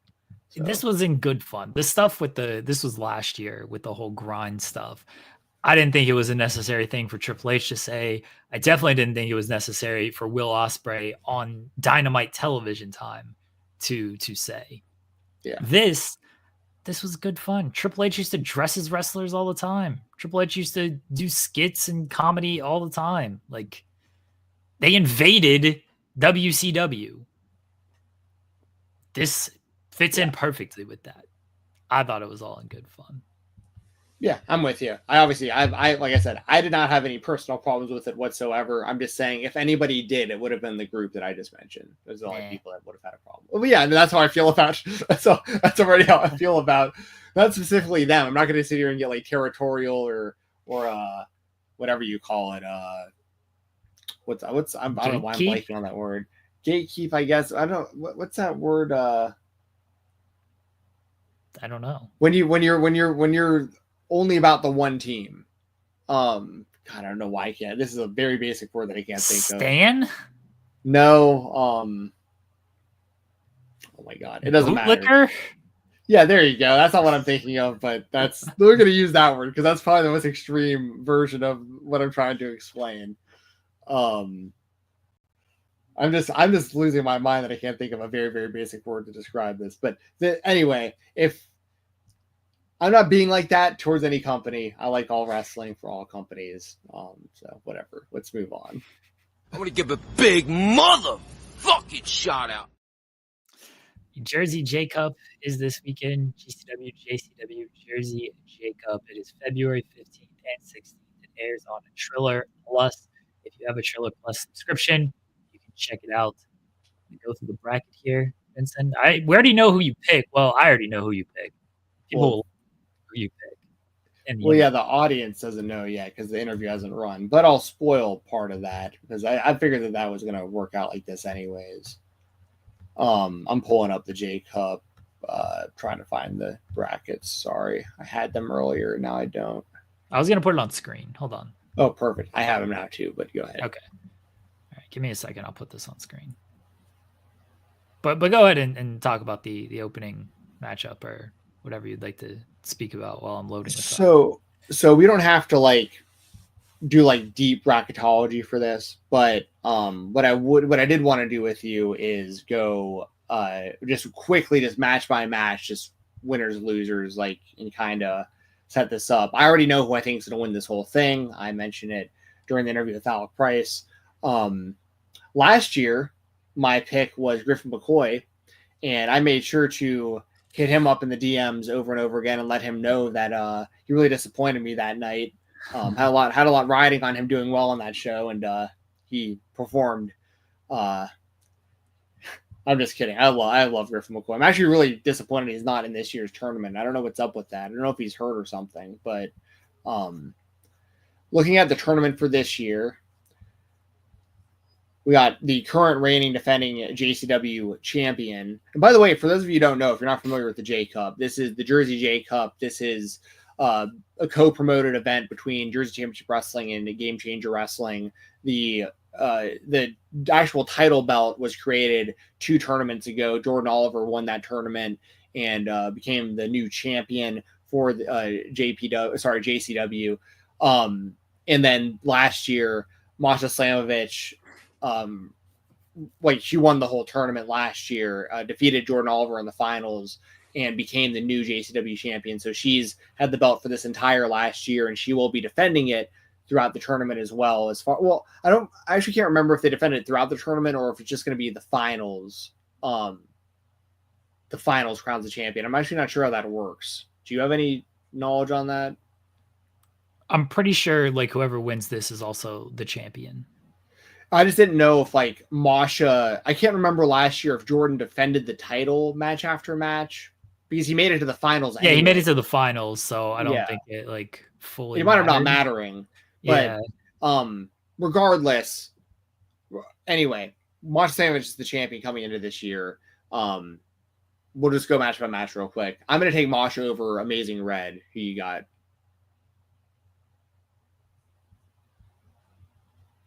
Jeremy? Sorry, say that again. I was saying I'm taking Masha over Amazing Red. Okay. Yeah, I'm taking Masha as well. Then we have a 3-way match: Jack Cartwheel, Marcus Mathers, and Jackson Drake. I'm going to take Cartwheel on that one. Okay, I'm going with Marcus Mathers. There's only 3 people to choose from. He was my second choice. After that, we got Leon Slater and Kevin Knight. I'm going to take Leon Slater. I'm going with Kevin Knight. Okay. And I'm taking Drew Parker over Rich Swann. Okay, I'll go with Drew Parker as well. Okay. Then on the other side, we got the Garbage Daddies going 1-on-1. I was hoping this was going to be the tournament final, but it's going to be the first match on the card. Cole Radrick already has the GCW brass ring to become the GCW World Champion, and part of that is going to my reasoning of why I think Alec Price will defeat Cole Radrick and move on. So I'm going to take Alec Price in the first round. What about you? I will never pick Cole Radrick. Yeah, you got beef. We got Arez versus Clark Connors. It's a tough one. Arez makes a lot of GCW appearances, like GCW/JCW. Clark Connors not as much, but very talented. I'm actually going to take Clark Connors. I'm going with Clark Connors as well. And then we got Joey Janela versus Atticus Cogar, which is very, very interesting. Atticus has a storyline. Well, still has an ongoing storyline technically, like kind of like against Joey Janela and Megan Bayne. Atticus wrestled Megan at Hammerstein. It's really hard to count Joey out because he's like such like a big like face of these brands. But I'm actually going to take Atticus to get the win in this one. I'm going with Janela, who is wrestling with a injury as well. But I'm going with Janela. Yes, that actually played a factor in, just really briefly, I'll bring up, there was a really great match at, oh my gosh, I'm blanking on the show, the Paul Walter Hauser versus Joey Janela show from this weekend. Defy. Oh, that was on Defy as well. That's right. I Yeah. can remember it was Defy or Dreamwave because they both ran shows. It was on Defy. There was like a no holds barred match between Paul Walter Hauser and Joey Janela. That was really good. And Hauser won with I forget what he calls the move, but it's like a flatliner. It's like this arm trap flatliner, and Janela sold the hell out of it. Spiked himself on his head. It looked really, really good. And the reason I'm bringing this up is because Hauser on the microphone afterwards was giving Joey credit, and he was like, "If you weren't injured, I don't know if I would have been able to beat you, but like, you know." So like they're making that as like a part of kind of his stories for his matches too. Everybody knows that Janela's hurt right now, so I think Atticus also is going to take advantage of that. So I'm taking Atticus, and you said you took Joey. Yeah. And then we've got a 5-way match: Fuego del Sol, Mr. Danger, Sidney Akeem, Charles Mason, and Teriyaki. This one is really tough to call because Sidney Akeem is undefeated in GCW, but so like part of me wants to pick him, but on the flip side, it's like if he doesn't advance in the tournament, then like he doesn't have to lose a one-on-one match to anybody because I don't think he's going to win this whole thing. So I'm actually going to go with Mr. Danger in this one. I am going with Charles Mason. I like that pick as well. I like all these guys. Mr. Danger got a huge win in a death match over John Wayne Murdoch heading into Hammerstein, but and it was in Atlanta, in his hometown. But I feel like I really feel like GCW and JCW really, really want to get behind Mr. Danger. So I'm interested to see if he makes it past the first round here. But so the next round, we're going to have totally different brackets for some of these, but I would have Masha versus Cartwheel. I think Masha goes on to the semis. Do you think Masha goes to the semis regardless, or would you have Mathers? Yeah, I've Masha over Mathers. Masha. And then we got regardless, I'm taking Drew Parker to go to the semis. So you would have either Kevin Knight or did you take Rich Swann? No, I said Drew Parker. I think Drew Kevin Knight wins though. Okay. So and then on the flip side, on the other side, we'd have Alec Price versus Clark Connors. We both have that. I'm gonna take Alec Price there as well. I will take Alec Price over Clark Connors as well. And then we would have totally different matchups here where I'm going to take Atticus Cogar regardless. So I will take Charles Mason over Janela. So that would have on my bracket on the left side, I would have Masha Slamovich versus Drew Parker. I have Masha going to the finals to defend the title in the finals. Okay, I'm gonna go with Masha as well. I have Masha going to the finals. Okay, so we both got Masha, and then on the other side, I'm taking Alec Price to go to the finals. What about you? Charles Mason. So you got Charles Mason versus Masha. I've got Alec Price versus Masha. I am officially taking Alec Price to win the J-Cup because I want to live in a world where the Garbage Daddies are the GCW World Tag Team Champions. Alec Price is the JCW World Champion, and Cole Radrick is the GCW World Champion. I don't want Effie's title reign to end anytime soon. Don't get me wrong. I love me some Effie, but eventually I want Cole Radrick to win the championship. And I told Alec Price this as well, and that's also one of the main reasons I wanted to have him on the show this week is so we could have the person who I'm choosing. Just like last year, we had Griffin McCoy come on. I chose him. This year we had Alec Price. I'm choosing him. So do you think that Charles Mason becomes the JCW champion, or does Masha run the tournament and retain?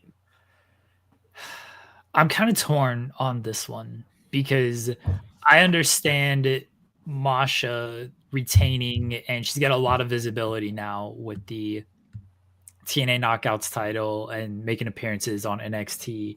And that also makes me wonder of how often is she going to be doing independence throughout the year.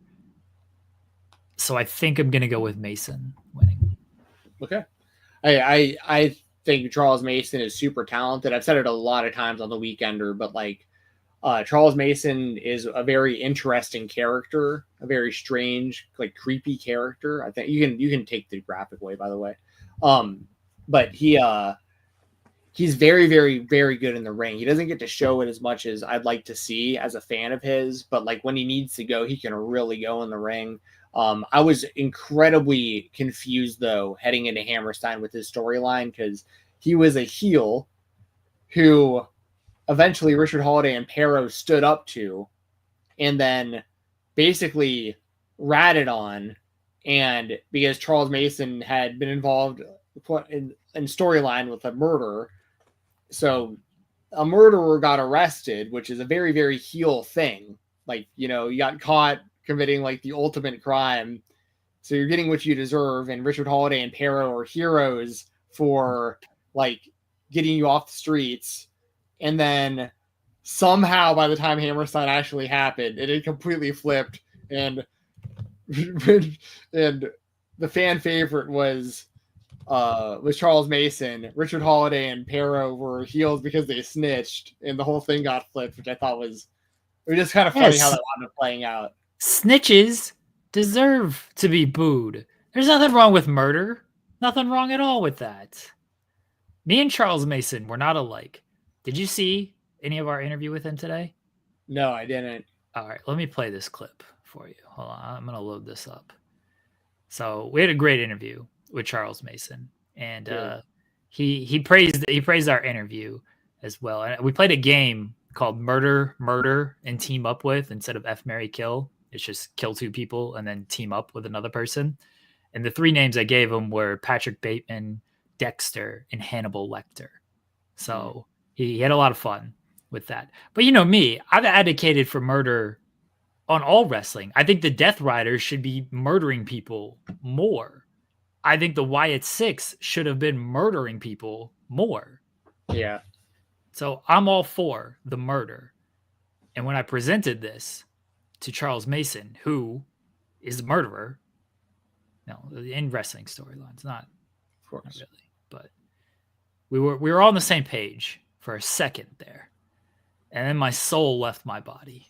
I advocate for murder all the time on this show, Charles. We need more of that. We need more murder. See? I'm saying me and Charles are alike. I think we can team. No, we're not alike. Okay, don't stay in your place. Sorry. Understand? We're not alike. We think alike, maybe? Right. That was great. I was so scared. Owned. I was so scared. Yeah, I'd be terrified of that, dude. I've literally seen him like tweet before about like, hey guys, like just because I might scare some people, like doesn't mean I don't want to get booked on your shows. So like, you know, I'm a really good wrestler. Like, you know what I mean? He was fantastic. He was a great interview this morning. Everybody go check out that interview. Everybody go check out the interview we did with Clark Connors as well. Everyone go check out the interview we did with Masha Slamovich as well. And everyone check out this interview right now with Alec Price. Do you want to set this up any further, Jensen? Nah, check it out. Stick around or you're a buster. Here we go. Alec Price in the Creator Spotlight. Welcome to the Creator Spotlight here on the Spotlight on Fightful. I am Stephen Jensen, joined as always by Jeremy Lambert, and our guest today is a returning guest. He is the new GCW World Tag Team Champion, along with Cole Radrick as the garbage daddies. We got Alec Price in the house. Alec, how Yes, you doing, sir. man? I'm feeling good. I'm feeling great. You know what I'm saying? I mean, what could I not be feeling? I got the GCW Tag Team Championship, one half of it around my waist. Well, actually around my chest right now, because you know me, I like to wear like a fanny pack. Other than that, I'm feeling good. I'm getting ready. We got the J-Cup this weekend. Hell yeah. J-Cup this weekend. Oh, it's my third time in the J-Cup, and I'm ready to go in there. I'm gonna be in there like swimwear. You don't even understand. I'm taking that championship and walking home with the tournament. Okay, well, you know what? We're going to start there. We're going to talk definitely about your GCW tag title win with our good buddy Cole Radrick. That's my dog. That's my dog. You're Blue. good. You're a good buddy. Don't put that on me. Yeah. Oh yeah. Me and Cole are good. Jeremy and Cole have beef. But he wants to put me through a table, Alec. He wants to put me through a table. So well, I mean, bro, I'm sorry, but if Blue wants to, I gotta go with Blue. You know what I'm saying? I'm with you I guys, respect that. I won't get involved because I like you, but like I can't also stop him because thank you. You know what I'm saying? Nah, I respect it. I respect it. You gotta have his back. I understand. Yeah. Well, yeah. I'm gonna take the side of Alec and Cole. I don't want any of that smoke. Thanks, Jensen. So, Thanks. Yeah, sorry. Well, let's start with the J-Cup. That is this weekend. I am very much looking forward to the tournament this year. Last year, the person that I chose to win the tournament was eliminated pretty much immediately. I chose Griffin McCoy, and he did not have a good showing. The reason that I am bringing this up is because I'm not just saying this is actually a big reason why I wanted to have you on the show this week. You are my pick to win the tournament, Alec. Fuck yeah. So I'm hoping to get the job done. I saw the opening round is you and Cole Radrick. Yeah. So please let us know how you're feeling heading into the opening round of the J-Cup against the other half of the Garbage Daddies, your boy, Cole Radrick. It's hard because, you know, me and Blue have been on the road for the past year and a half, ever since Blue came back from his injury. Like before his injury, we were kind of like building up some steam, finding ourselves as a tag team, and then like, stuff happens in professional wrestling. So now that he's back, me and him have been really kind of obviously on a roll. We got the tag championships. You know what I'm saying? We were starting to me and him have a chemistry as a team that I feel like is unique and like hasn't been seen in wrestling for a while. And I feel like me and Blue could take this everywhere. You know what I'm saying? Like we could be on TV one day as the Garbage Daddies. So it's honestly hard because like that's my brother, and like I've been on the road with him for the past, like I said, year and a half, and we've been through thick and thin in freaking crazy situations and good situations. We've had stressful matches together. We've had bad matches together. We've had great matches together. There's been a lot of things that have happened in a short time. And like I would fight somebody for Blue. Like I would go to war for Blue, but sometimes brothers of war have to go to war. And at the end of the day, like I love Blue, but he's gonna be expecting a fight. You know what I'm saying? He's not gonna be wanting me to go in there and act like Hulk Hogan and Nash, where he's just laying down like, "Come on, Blue, pin me, Blue." It's like, no, fuck, no, we going right into it. He wants a fight. I know I'm gonna have to bring a fight, and he's gonna be bringing a fight. So let's go. Like I want the J-Cup. It's been 3 years. 3 years I've been in the J-Cup. The first year I got knocked out, I think the first round, right? Second year, I got knocked out the second round. I was close. Yeah. Now it's finally time for me. And who else is on that card that's less deserving than me? You know what I'm saying? I love Blue, but Blue's got the brass ring. Right. You know what I'm saying? Yes. Not only does he got the brass ring, but it's my time. And honestly, Blue, I love you, but JCW has been a different animal, and we don't tag in JCW. And that's the workhorse belt. I want to prove that I am the workhorse of JCW. Not just J, but G too. Yeah. Dude, I love hearing this because I brought this scenario up to Cole prior to Hammerstein. I said we could one day live in a world where the Garbage Daddies are the GCW Tag Team Champions, and Alec Price is holding the JCW World Title. Cole Radrick is holding the GCW World Title because he got the brass ring. I mean, you guys could take over both companies as the Garbage Daddies. I mean, it's happening. We're the biggest babyface tag team there is. You know what I'm saying? Like we have the people behind us right now. So now me and Cole are we're trying to figure out how to keep the momentum going. You know what I'm saying? Like we got the tag belts, but just because we got the tag belts don't mean we don't have to defend them. That's why we've been defending them every show. We've been putting on banger after banger after banger because we want to prove that we have these belts for a reason and we beat Violences Forever for a reason. You know what I'm saying? Now, you mentioned Hall and Nash and somebody laying down. No finger poke of doom situation, but I did pitch to Cole a double pin to where you both advance. So is that a possibility here? Hear me out, Alex. So I don't it's even a double think that pin. works like tournament rules. Well, look, we can break the rules here. So it's a double pin, and you both move on. So the next match is a triple threat match. But then you double pin there as well. You just double pin the opponent. You keep double afterwards. pinning to get to the finals. And then in the finals, you face each other. In the finals, this is my pitch. I kind of like it, honestly. I don't think it's a bad. May have to talk to Blue on that one. You know, I think this is, I think GCW is probably going to figure out that we're going to do that right now because obviously we're talking on the internet. I said it on air. But you know what I'm saying? I think we're not going to do that. We're not going to do that. You know what I'm saying? He gave a similar answer to you of like we're gonna put it aside, the friendship aside. It's still gonna be friends afterwards, still friends before. But we're gonna go out there and we're gonna battle it out, and we're gonna see who the best man is. It's not even about like when me and Cole are tagging. It's not about who's the best man. You know what I'm saying? Because we know that we have strengths in areas that the others don't. You know what I'm saying? Like I feel like we know where we're at in the tag team. Cole's got a lot more character, so he's helping me bring out more of my character too. And like I like to put in together crazy moves and sequences, and Cole has crazy moves. But like I'm being like, yo, what if we do this? Like I'm building the moves and like he's building the everything. Like it's a nice little mixture. And like it's never really about being who's the better man. This isn't about who's the better man. This is about the JCW World Championship. This is about the JCW J-Cup 2025 tournament. You know what I'm saying? Like at the end of the day, before me and Blue got together and started doing Garbage Daddies, before we won the GCW tag belts, I was worried about that. And that's been my day one, A1. Like that's been my goal since JCW and GCW started. So it's going to be my year. You mentioned obviously you have a very innovative moveset, and you and Cole complement each other in those ways. Cole, like you said, kind of with helping with some character work, you helping with maybe some innovation. Who came up with the garbage disposal, and how did y'all come up with that? It's crazy because I feel like we both came up with it at the same time.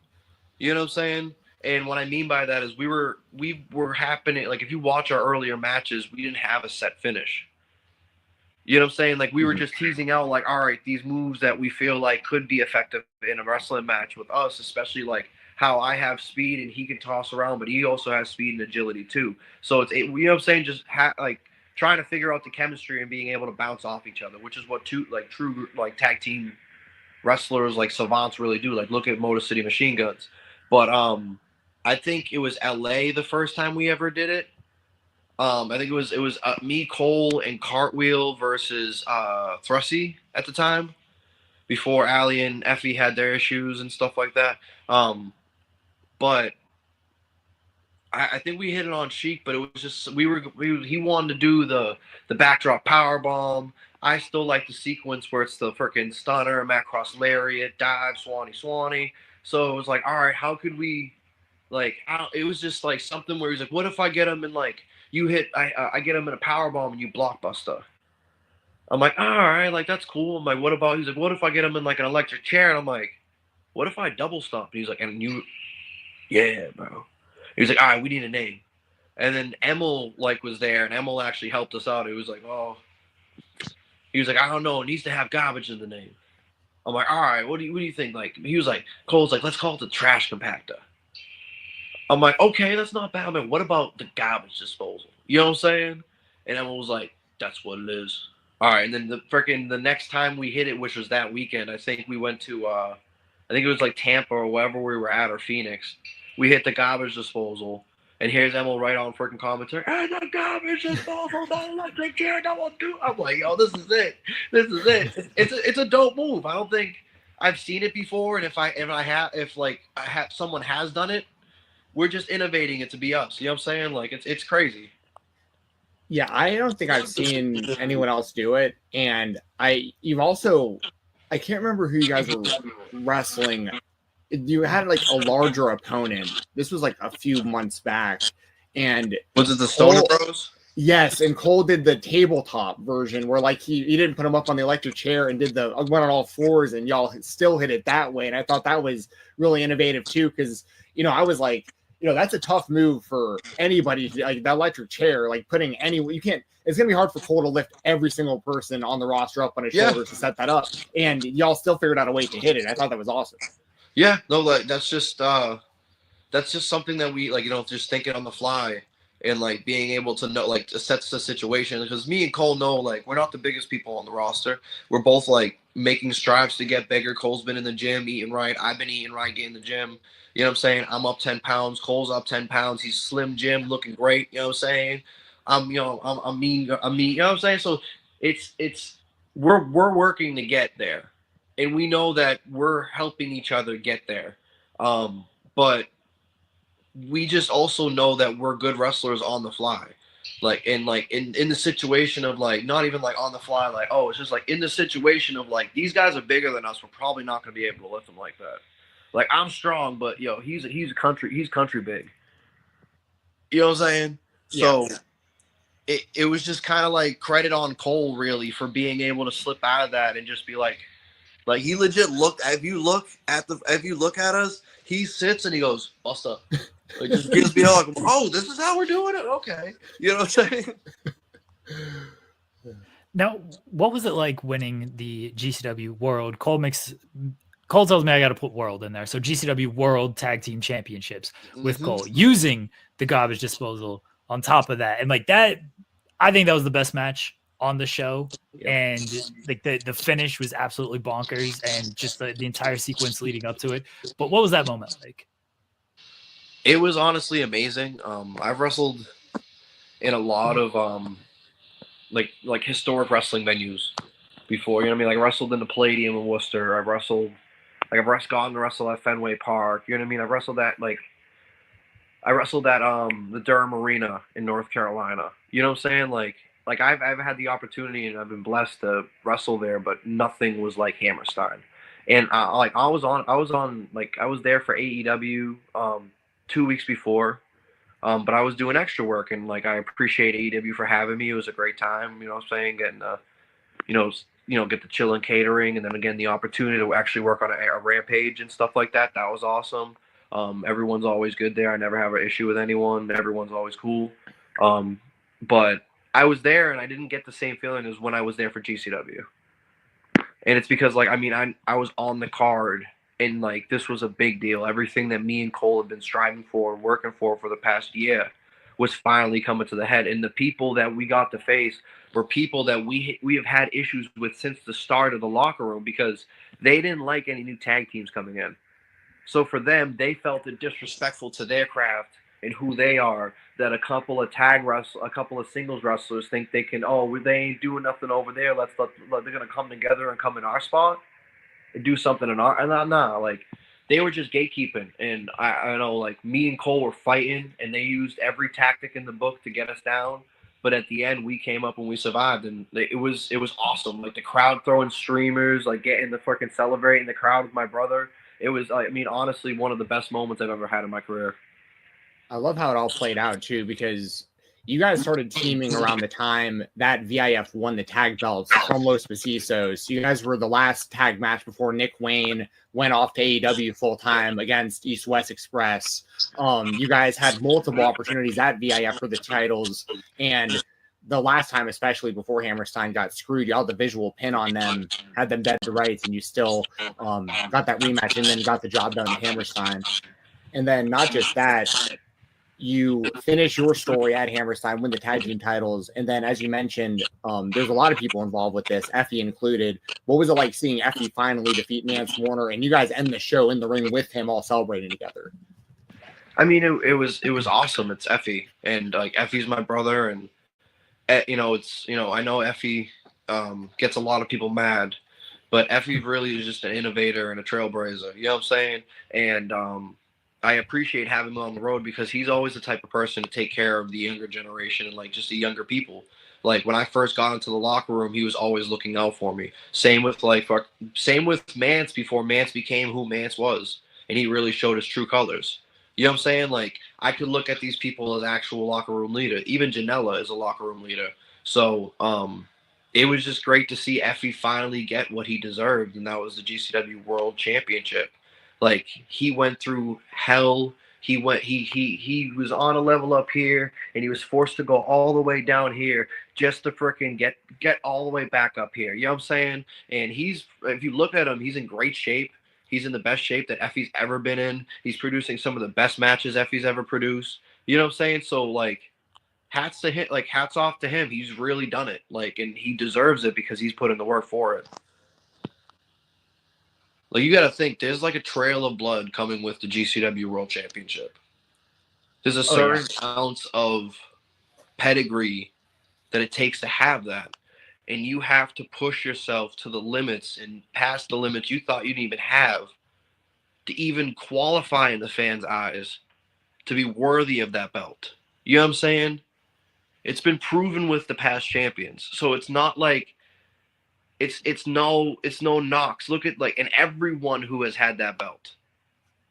You know what I'm saying? Like I said, the pedigree that comes with it is insane. So it's good on Effie. That just proves the level he's actually on. Jeremy, you're muted. Sorry about that. My cat was calling. My cat was calling at the door, and so I had to mute. So because my wife was letting the cat out. Dude, my cat's been doing the same thing all day, but she's in heat, so she's been. I'm like, oh no! All right, enough. My fault on that. There you go. So you're talking about Effie and seeing him get his moment. What was just kind of sticking on Hammerstein for a little bit? That kind of lull between the show, the unfortunate injury to Alley Catch, and trying to have to rebuild the crowd off of that. Like, what's going on backstage when everything is going down with that?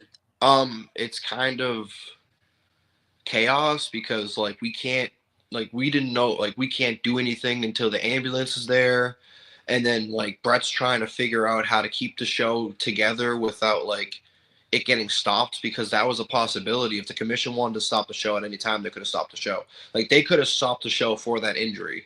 They were choosing not to, just off the blessings of how many people were actually at Hammerstein. It's really sad to see Allie get hurt in a spot like that. I feel like Allie was actually Allie's been in a better mood, taking herself I feel like she's been just gaining more respect with wrestling, you know what I'm saying? With wrestling and the way she wrestles, and she actually was doing stuff to progress, and it's something that comes with the business, but it's something that's not easy, knock on wood. But it's I hope she gets better. I hope for a speedy recovery, and I hope to see Allie Catch in the ring one day. But it's chaos. Brett's freaking out. We don't know what's going on. They've already sent out the other wrestlers. You know what I'm saying? So now he's trying to figure out, how do I keep them out there without, and then Kerry Von Erich, saying in the day, getting on the promo, giving the mouth that God gave him, giving the mouth that he was blessed from his daddy. You know what I'm saying? Cutting the work, cutting the promos on the mic. But he did a good job, and then they were able to have that match. And then Brett's coming to us because he wanted, we were a match after, where we were at, we were the next match after that. So he was like, can you guys, he legit went up to Cole, was like, I'm sending you now. Is that cool? And me and Cole were like, we're ready for this shit. Let's go, Busta. And sometimes, honestly, that's shit happens, and you gotta be ready. You gotta be professional. And Brett's a good boss, and he takes care of us. So why would I not be up my utmost? You know what I'm saying? Why would I not be ready to produce the best work I possibly can, even if it's on short notice? It's not his fault that shit's going on. So we went, all right, let's go, hit the music.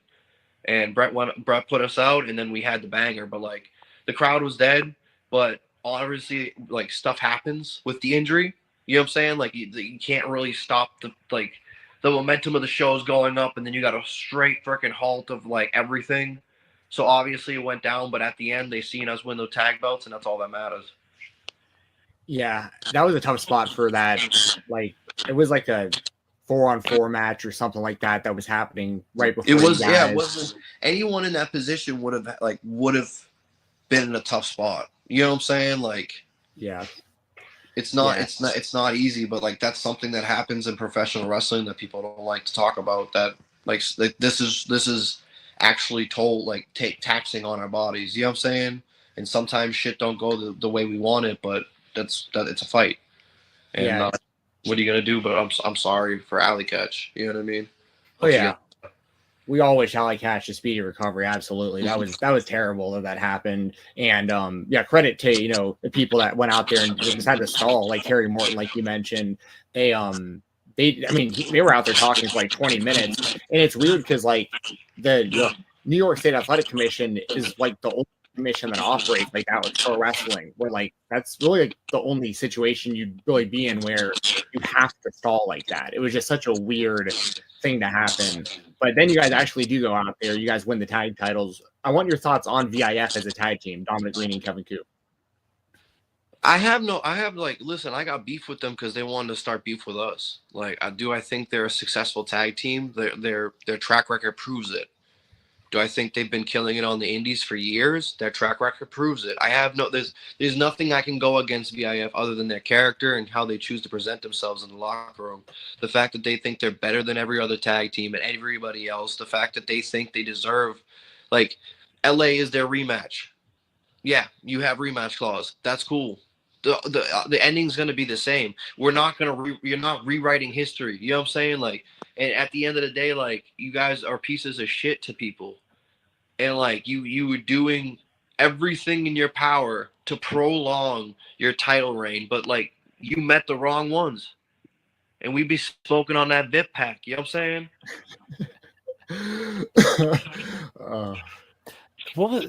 What was it like immediately taking the titles over to England? And I don't know if you know this, but during VAF's reign, they traveled to Canada once, but otherwise it was all in America. Like 400 days, it was nothing but title defenses in America. Your first title defense overseas in England. Like, what was that like? It was insane because it's the electric ballroom. Like, I've seen like Progress and everyone, Red Pro and everyone run out of there. You know what I'm saying? Like, that is the spot that like us Americans know in England. So like, I mean, it was amazing. No one timed that. We couldn't time that. You know what I'm saying? Like, we went into Hammerstein being like, this may be it. This may not be it. We ready to fight. You know what I'm saying? Like, we're going to throw it all out there. And we were able to, so like, we weren't looking forward to England yet because we didn't know if it was actually going to be like, you know what I'm saying? Like, we didn't have the belts yet. We didn't even win the belts. We had to still fight the match. But it was amazing. Like, the crowd was amazing. Sold out crowd. They had chants for us. Light Coast Gym is a nasty tag team, and honestly, I think they should be booked in America more.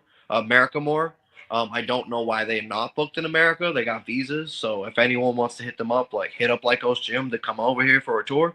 They're really good, and I'd like to face them again for the tag team straps. But it was awesome, and like, I don't understand why everything's so small over there. I know they got the metric system, but I was like looking at stuff, and I'm like, dude, people aren't this small anymore. And then I think it was like Leon's like Doris or someone was like, dude, the baths are big over there.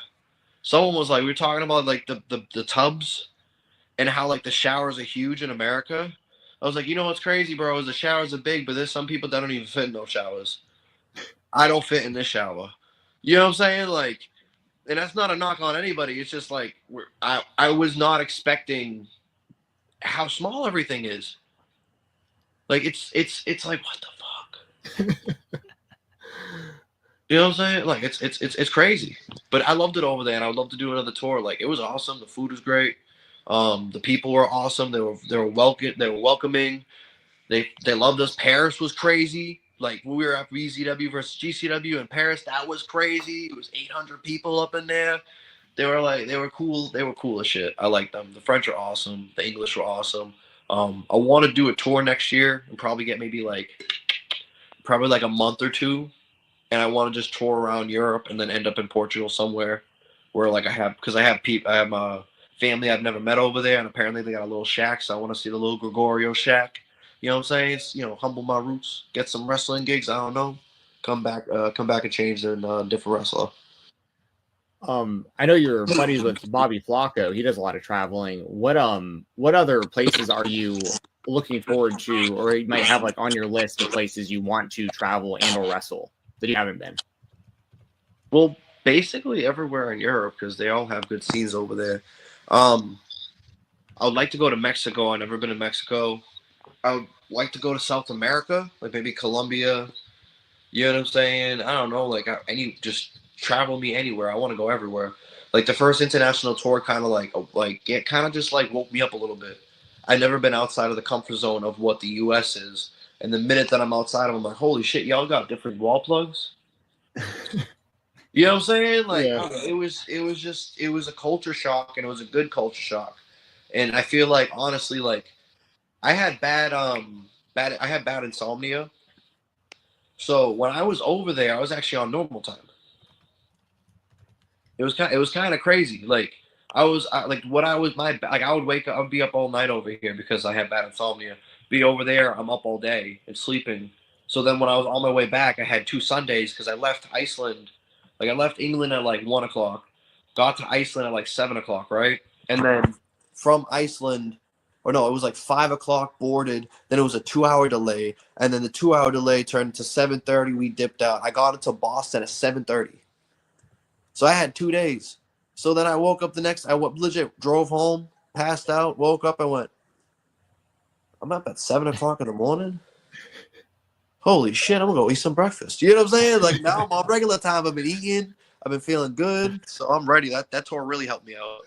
Well, that's wild. It resets you to like the correct schedule. Yeah, reset that schedule. You know what I'm saying? That little internal clock. You know what I'm saying? Oh, that's funny. I got a random question for you, Alec. Well, it's wrestling related, but it's gonna be random. Are you still technically the SUP Bonestorm champion? Mm-hmm. Yeah. Okay. Yeah. Okay. I have a soft spot in my heart. Southern Underground Pro is my favorite independent promotion ever, and I feel it's unfortunate as an Alec Price fan that you won that title as the company. Like it hasn't been around for too much sense. But yeah, I didn't know if I'm holding out hope that it's gonna return one day, but I just didn't know if you were still technically the Bonestorm champion. Do you still have the destroyed title belt anywhere? Yeah, I still got the plate here. Awesome. Okay. Yeah, no, I still got the plate here. Let me see if I can find that. Let me see it.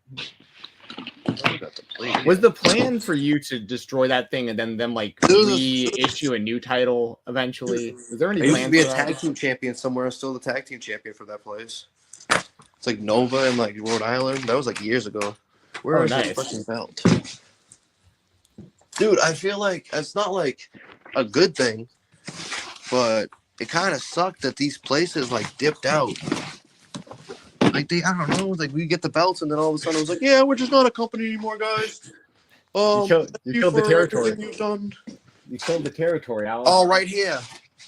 Oh yeah, that's why it happened in Tennessee, bro. I killed the territory. You know what I'm saying? I was old Vinnie Mac back in the day. Before he did what he did, piece of shit. But anyways, look at this. No, I'm just fucking around. I don't have no say in that. But look at this. Bang. I love it. That's so much nostalgia. Gangsta. So if you don't know the lore here, Jeremy, Alec like literally destroyed the title belt, like beat the shit out of the belt, and I guess he has kept the main plate. Did you keep any of the other pieces of the title belt? No, I just kept the main plate because the other ones like smashed or like broke off, or was like white leather. You know what I'm saying? So like it was just kind of like I just wanted this, honestly. Yeah. I think I like flew home and I was like, what? Why do I even have these side plates? I only need really front plates. Well, hopefully SUP Graps comes back one day. Every time we talk to Kevin Koo, we ask him if he's ever going to return, and there's always a little hope there, but nothing concrete in a while. So I hope it comes back. Why not? Like I have this belt for a reason. I won it one day. I think I defended it once down there, maybe twice down there, and then I destroyed it. Like what a type of championship run is that? How dare I? You know what I'm saying? Yeah. So Q has told us that essentially Live Nation got involved with the venue, the Basement East, and then they stopped letting them run shows basically. And then they like couldn't find the right venue, and then more time kept passing. VIF kept getting booked. And then, well, but you bounced back like immediately though, because not long after you were the IWTV World Champion. So yeah, no, it wasn't. I mean, it wasn't bad, but it just it was like, damn, like I was starting to get interested. My first time at the Basement East was amazing because they used to pack out those spots. And like I used to watch stuff back in the day on IWTV. I mean, IWTV used to have everything that was popping, and I mean, it still does, but still, it's one of those things where it's like, fuck, I just wanted to be there a lot more. Like I just got there. You know what I'm saying? Like, could I have been here for like a year and that happened? yeah, I'm with You know you. what I'm saying? I'm with you. As a fan of yours and a fan of SUP, the timing was terrible because I wanted to see you have a run with that title. But like I said, you did wind up winning the IWTV Independent Wrestling World Championship not long after that. Mhm. What was that reign like? Because that was a wild time for the title because like Cruel was the champion, never technically lost. Matt Tremont, Killdozer, whatever you want to call him, wins the championship. You beat him for that title, and then you and Cruel have a match, which I thought was incredible. The match that the two of you got. I was convinced Cruel was never going to lose the title after that match too, because you hit him with absolutely everything, and He's a monster. Yeah.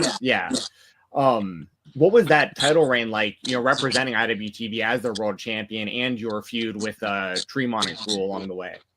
I mean, I feel like I had the best reign that I possibly could with that belt. I mean, I feel like I could have done more,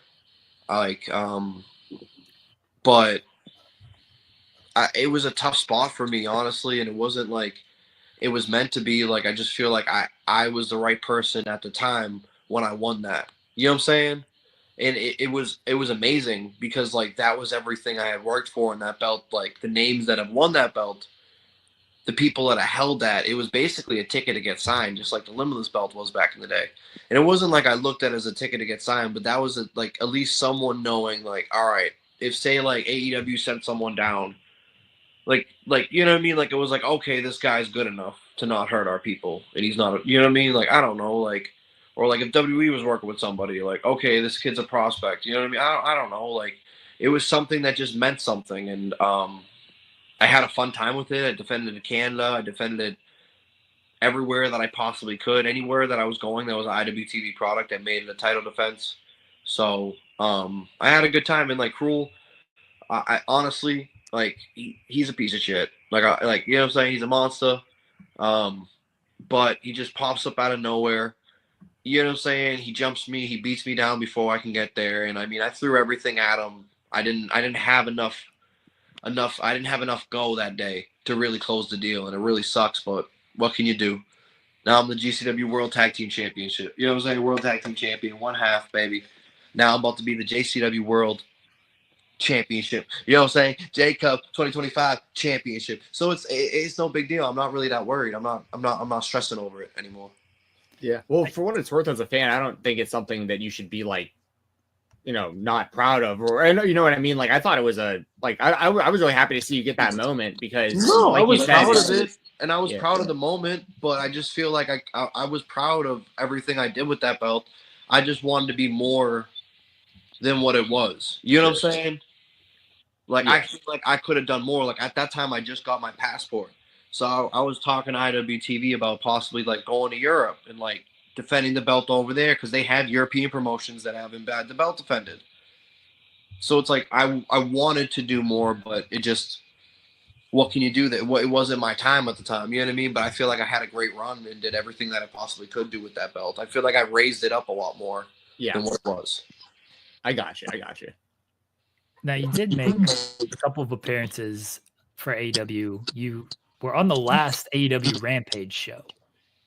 And before that, you faced La Faction and Gobernable. But on the last Rampage show, you faced Private Party. What was the AEW experience like? I mean, it was great. Like I said earlier, everyone was really nice to me. You know, you have a lot of like the vets, the coaches. Everyone's super like welcoming, and they're not assholes at all. The people like Private Party, Brian Cage.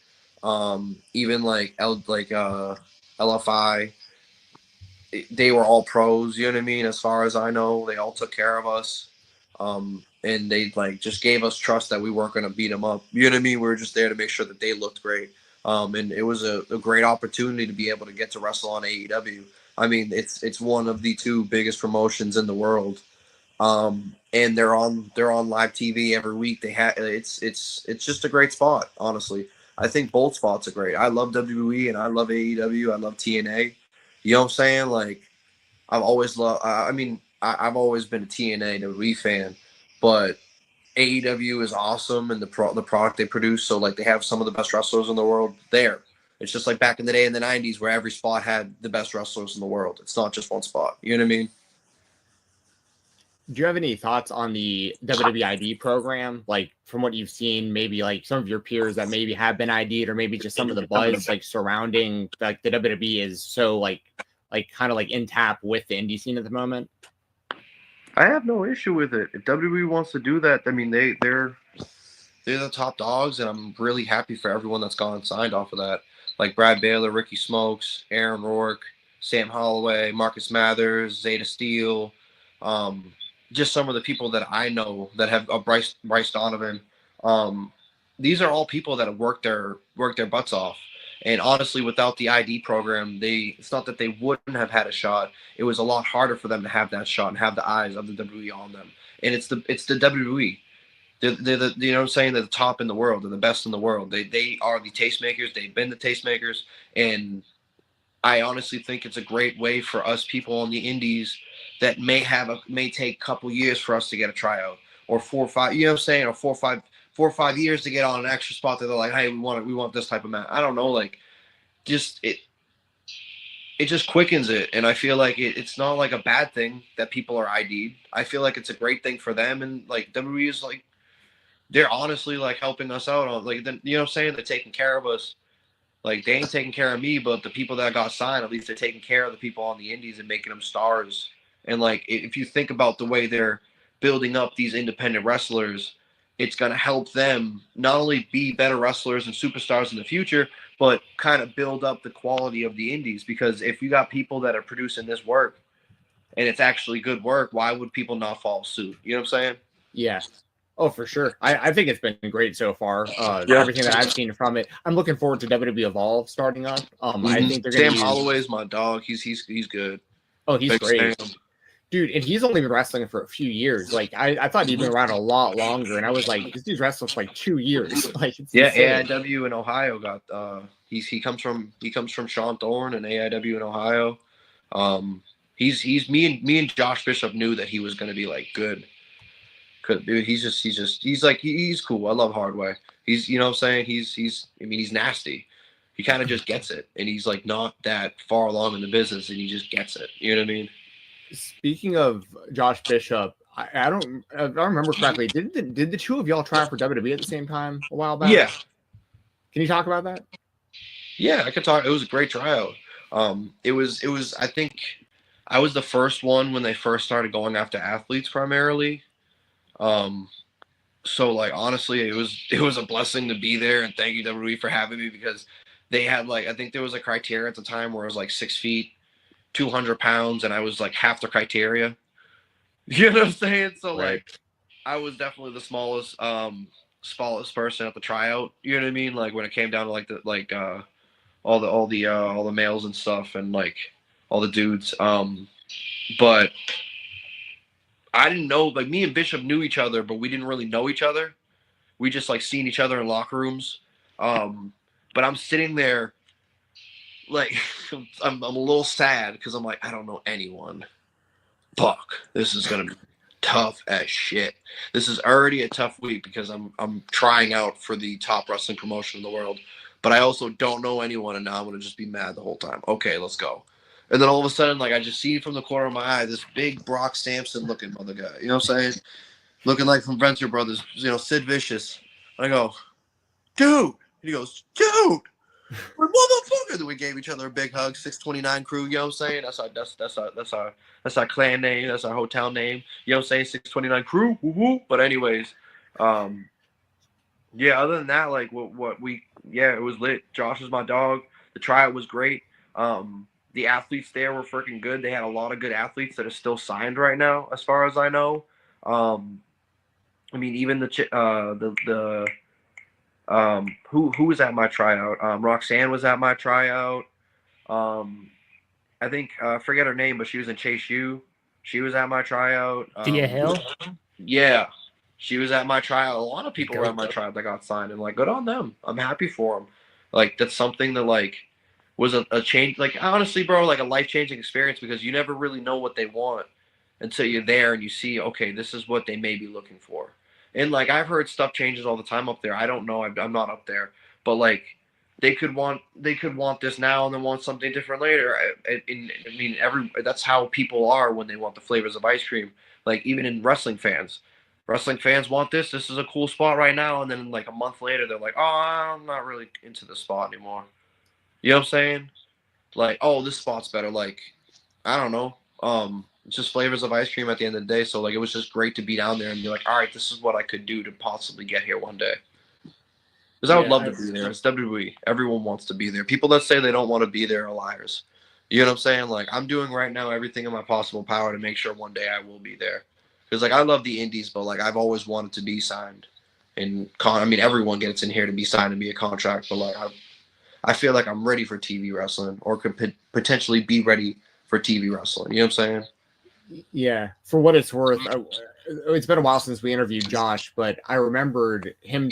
The reason I asked you if you did that trial together, because like I remembered him mentioning a lot of what you just mentioned about like, he didn't know a lot of people there. He saw you there, and it was like, thank God. Like, I know Alec. Like, this is my homie. Like, this is so much better that I know him, and we're both on the same page, and we're both doing this together. So, I know that love is reciprocated both ways between you guys, which is very cool, because y'all are two of my favorites and have been for a long time. So it's cool to know that you guys are, both have a lot of the same goals, and kind of working, to get those. So, very that's cool my dog. And honestly, like, we went from like not really cool, but like we were cool, but we didn't know each other, to like we were brothers after that trip. And then like, that's when I started getting booked for AIW too. Not like I started like getting around there because I had a match with Ethan Page at Blitzkrieg, and then like John Thorne Cena was like, all right, brother, come here. John Thorne brought me in, like, I got to wrestle, and now I've been there for the past like 2-3 years. You know what I mean? It's been a great time, and like, Josh is the man. You know what I'm saying? Like, he takes this shit serious. He's a little intense. You know what I'm saying? And sometimes when he's talking, he's like right here. But he's also a big dude. But that's my dog. Shoot it all the way. You know what I'm saying? Yeah. Currently recovering from injury, is signed to West Side Gun, which was very exciting to see that he's fourth row, baby. Good for him. Yeah. Hey, he's got a fucking shirt with his face on it with scorpions. Dude, he was telling us that when the last time he went to Raw, which would have been with like the whole AIW crew when they were in town, Josh was telling us that he bought one of those like knockoff shirts that they sell outside of the arena, like the fake WWF shirts. WWE, yeah. He said he wore that and he got invited backstage, and he was like walking around, and all these people were seeing him with this fake shirt while he was like, trying to get a job, basically. I just thought it was one of the funniest stories. Yeah. I love Josh, but you know what I'm saying? Like, he didn't know he was gonna get asked to go backstage. Right. Yeah. Right. You know what I'm saying? He just was like, hey, this dope. It looks like it's Steve Austin. You know what I'm saying? I would have done the same thing. Like, who knows they're going backstage at it? Like, we bought a ticket. We were at the box. You know what I'm saying? Right. Yeah. I just thought that was funny. Sorry, guys. No, we wish Josh the best in his recovery. Doing the Earl Hebner. I don't know who he bought it from to who was selling it to him, but yes, Josh is the best. He's been on the show multiple times. He's great. Anybody out there on the independent scene, or we can name WWE names as well, who you're like, that's a guy I want to get in the ring. Sidney Hakeem. Okay. Yeah, I think we would have a banger. Oh yeah. Who else? Angelo LeBlanc, you know what I'm saying? Coming from all the way from Paris. He's really good. He like reminds me of like Jordo a lot, like the way he wrestles, but like he also like the way he pushes the boundaries with his wrestling and the shit that he wants to do to make spots bigger. So like, I think that would be a banger. I want to get Teriyaki in a singles. Because I think that would be nasty. Who else? There's a lot of people. Eli Knight would be good. A Game, he's a kid up here, from New England. He's really good. I would want to get up. A Game. A Game is dope as shit. Other than that, I'll wrestle anyone. Bring it on. Especially when I win that JCW strap this weekend. It's like, come on, dude. Bring on all the warfare. You know what I'm saying? I'll have a tag match and a singles match in the same show and be that good. Come on, dog. Let's go. I was actually about to ask you about someone you just mentioned, so this is a good segue. You mentioned Jordo just now. Obviously, Jordan Oliver recovering from injury right now. He won the J-Cup a couple years back, won the new championship belt along with that J-Cup tournament win. Can you give us some more of your thoughts just on Jordan Oliver? Because I know he's a guy that I know you respect from like previous interviews that you've done, and pretty much everyone we've ever interviewed at some point or another has brought up Jordan Oliver as like someone that they, either get along with backstage or it's helped them get better or giving them advice, that kind of stuff. What are kind of your thoughts on Jordan as he's recovering as well? I mean, Jordan's the man. He's on. Me and him are honestly two of the best wrestlers in the world, and we're brothers, but we know we're competition too. Like we don't get like we never do anything to hurt anyone or to hurt each other's careers. We just know that we're gonna bring it, and then we're gonna have to push ourselves even more because we're the other person's ready to push. You know what I'm saying? He's great for spots. Anytime like I need ideas, I come to him. Anytime he's like, "Hey, Busto, how do you think about this?" Like we're like Jordo's the man, and he's open to everyone, and he's a nice kid. He's never a dickhead to anyone, even when he's like upset about something. He never pushes it out on anyone or takes it out on anyone. It sucked that Jordan like got hurt. I understand that like he was actually like fighting the injury for a while before like he ended up couldn't do it anymore.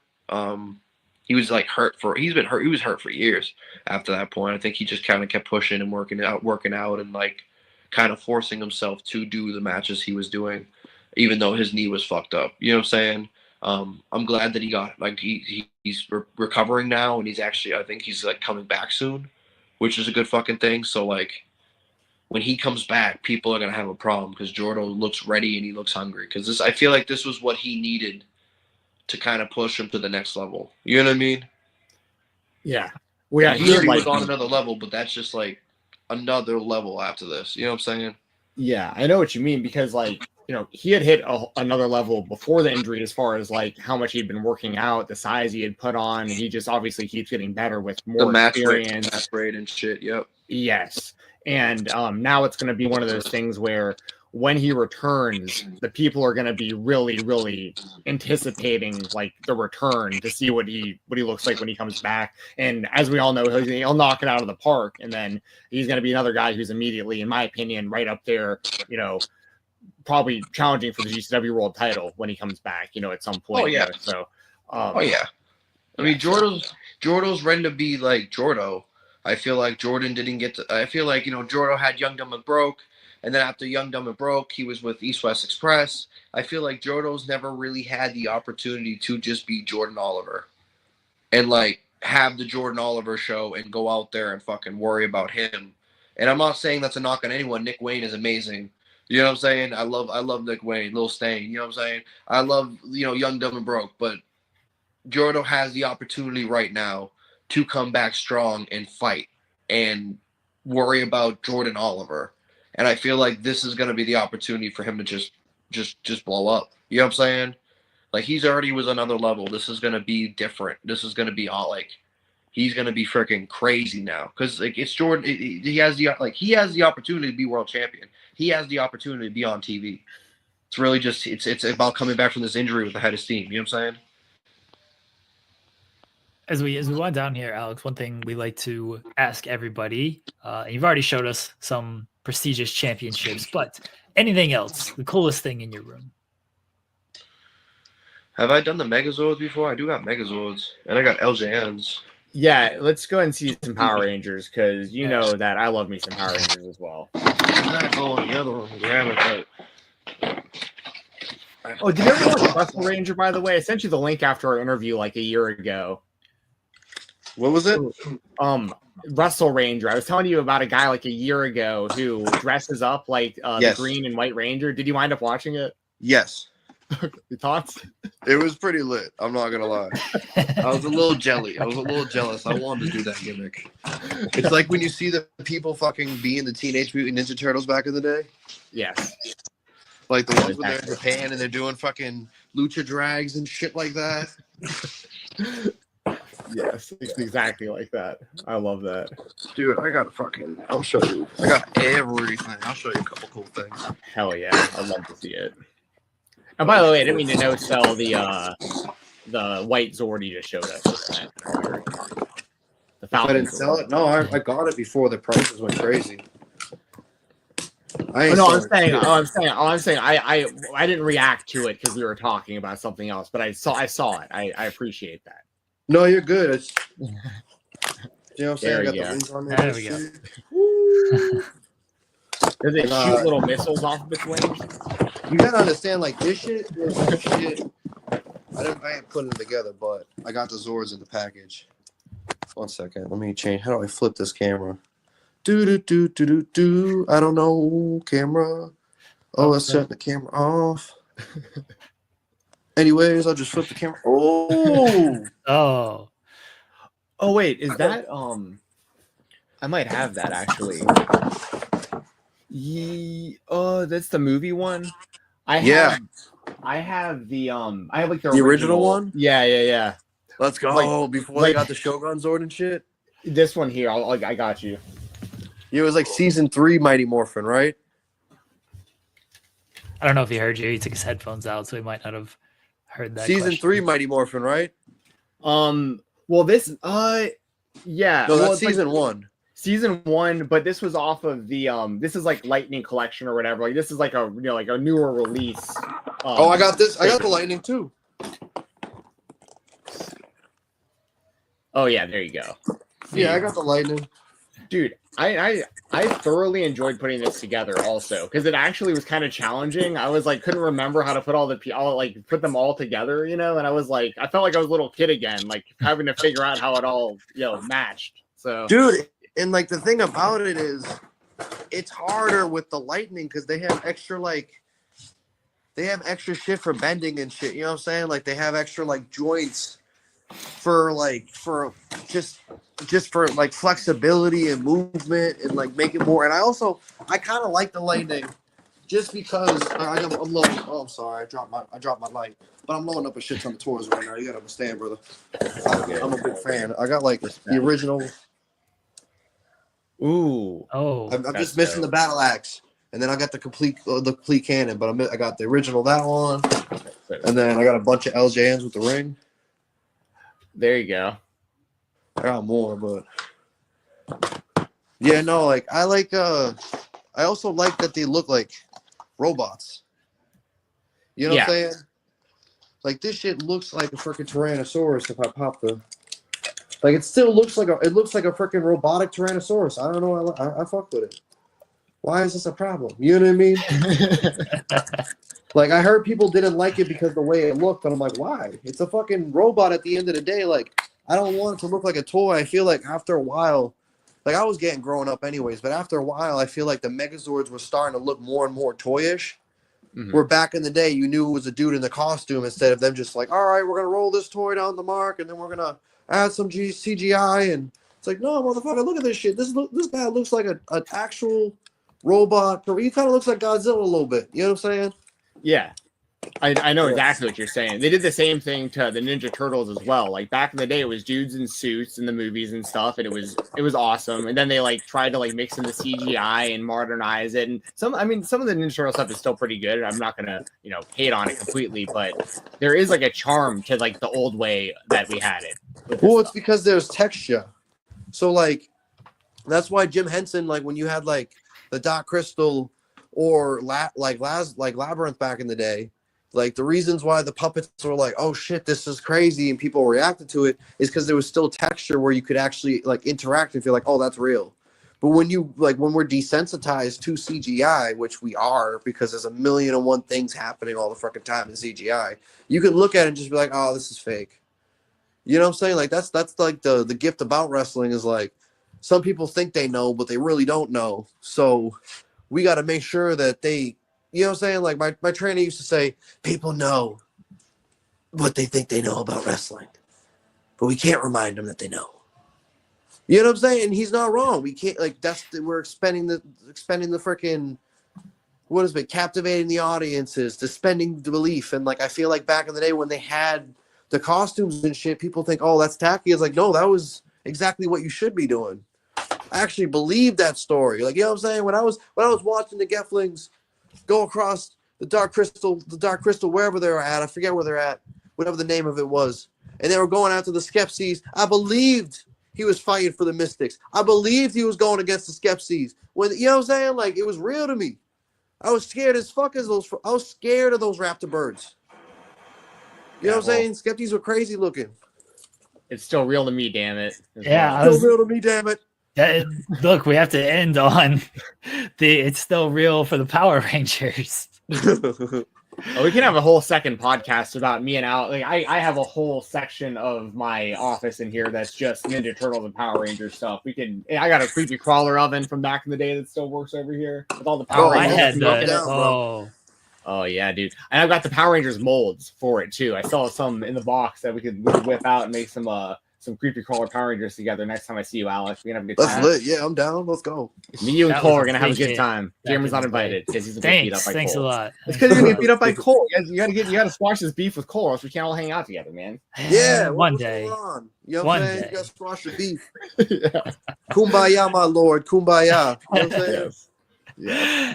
Alec, we appreciate you joining us here tonight. Let everybody know what you got coming up, including the Jersey J-Cup this weekend, February 15th and 16th on Trailer Plus, and where they can follow you at. Okay, so Jersey J-Cup this weekend. I got Limitless next weekend. I got North Wrestling. Me and Cole, the first time we're going out of the state. We're defending the GCW Tag Team Champions up north, I believe. Even if we ain't, I believe we're defending them in Canada against the Bang Bros has already been released. Gang Bros, Bang Bros, what the hell's going on? Anyways, I got everywhere. Everywhere is coming up. The month of February is going to be lit. Month of fucking March is going to be lit. April's going to be lit. I'm there for WrestleMania weekend. Follow me on Instagram, Twitter, at Pride City OG. Snapchat's only for the woes. I don't really do Facebook. And yeah, thank y'all for having me. Make sure you follow Fightful. Make sure you go up and go out of their way to get all the freaking shows you got on there. Follow their Twitter. Follow my dog Jeremy. Follow my dog Steven. Don't play games. Be a real G, not no flea. And all right, thank y'all. Hey, we appreciate you, man. Thank you. We appreciate it, man. We'll be right back here on the Spotlight.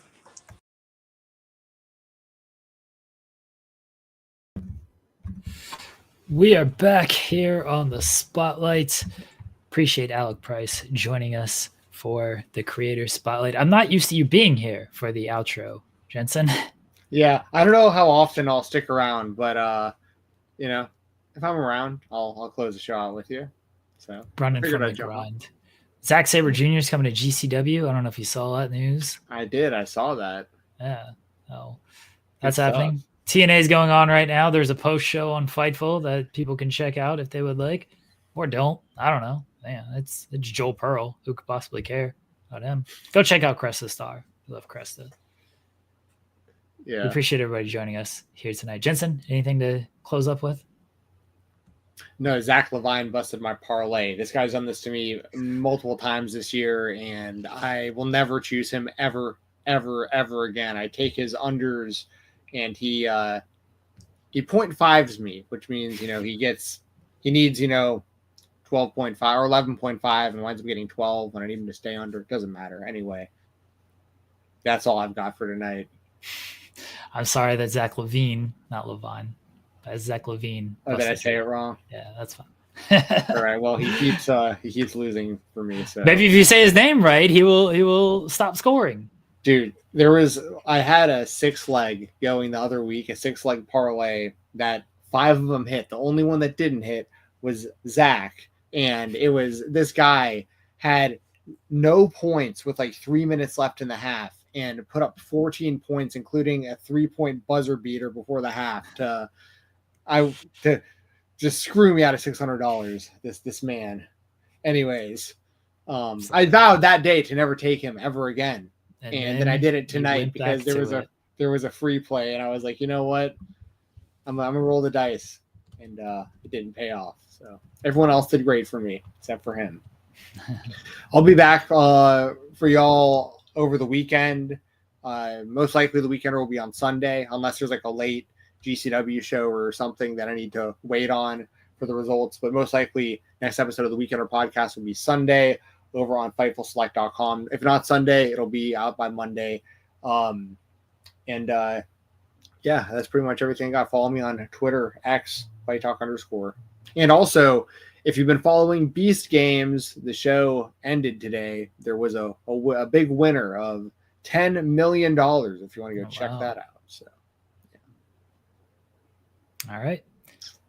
Guys, we'll be back tomorrow here on Fightful Overbooked, 10 a.m. Eastern, myself and Joel Pearl, allegedly, unless he's running from the grind for In the Weeds. Plenty to talk about with the weekend coming up with NXT Vengeance Day, with AEW Grand Slam Australia, SmackDown, and I'm sure we'll talk a little bit of TNA and ROH as well. So we'll be back tomorrow, 10 a.m. Eastern, right here on Fightful Overbooked. Until then, take care, everyone. Enjoy your weekend. Bye.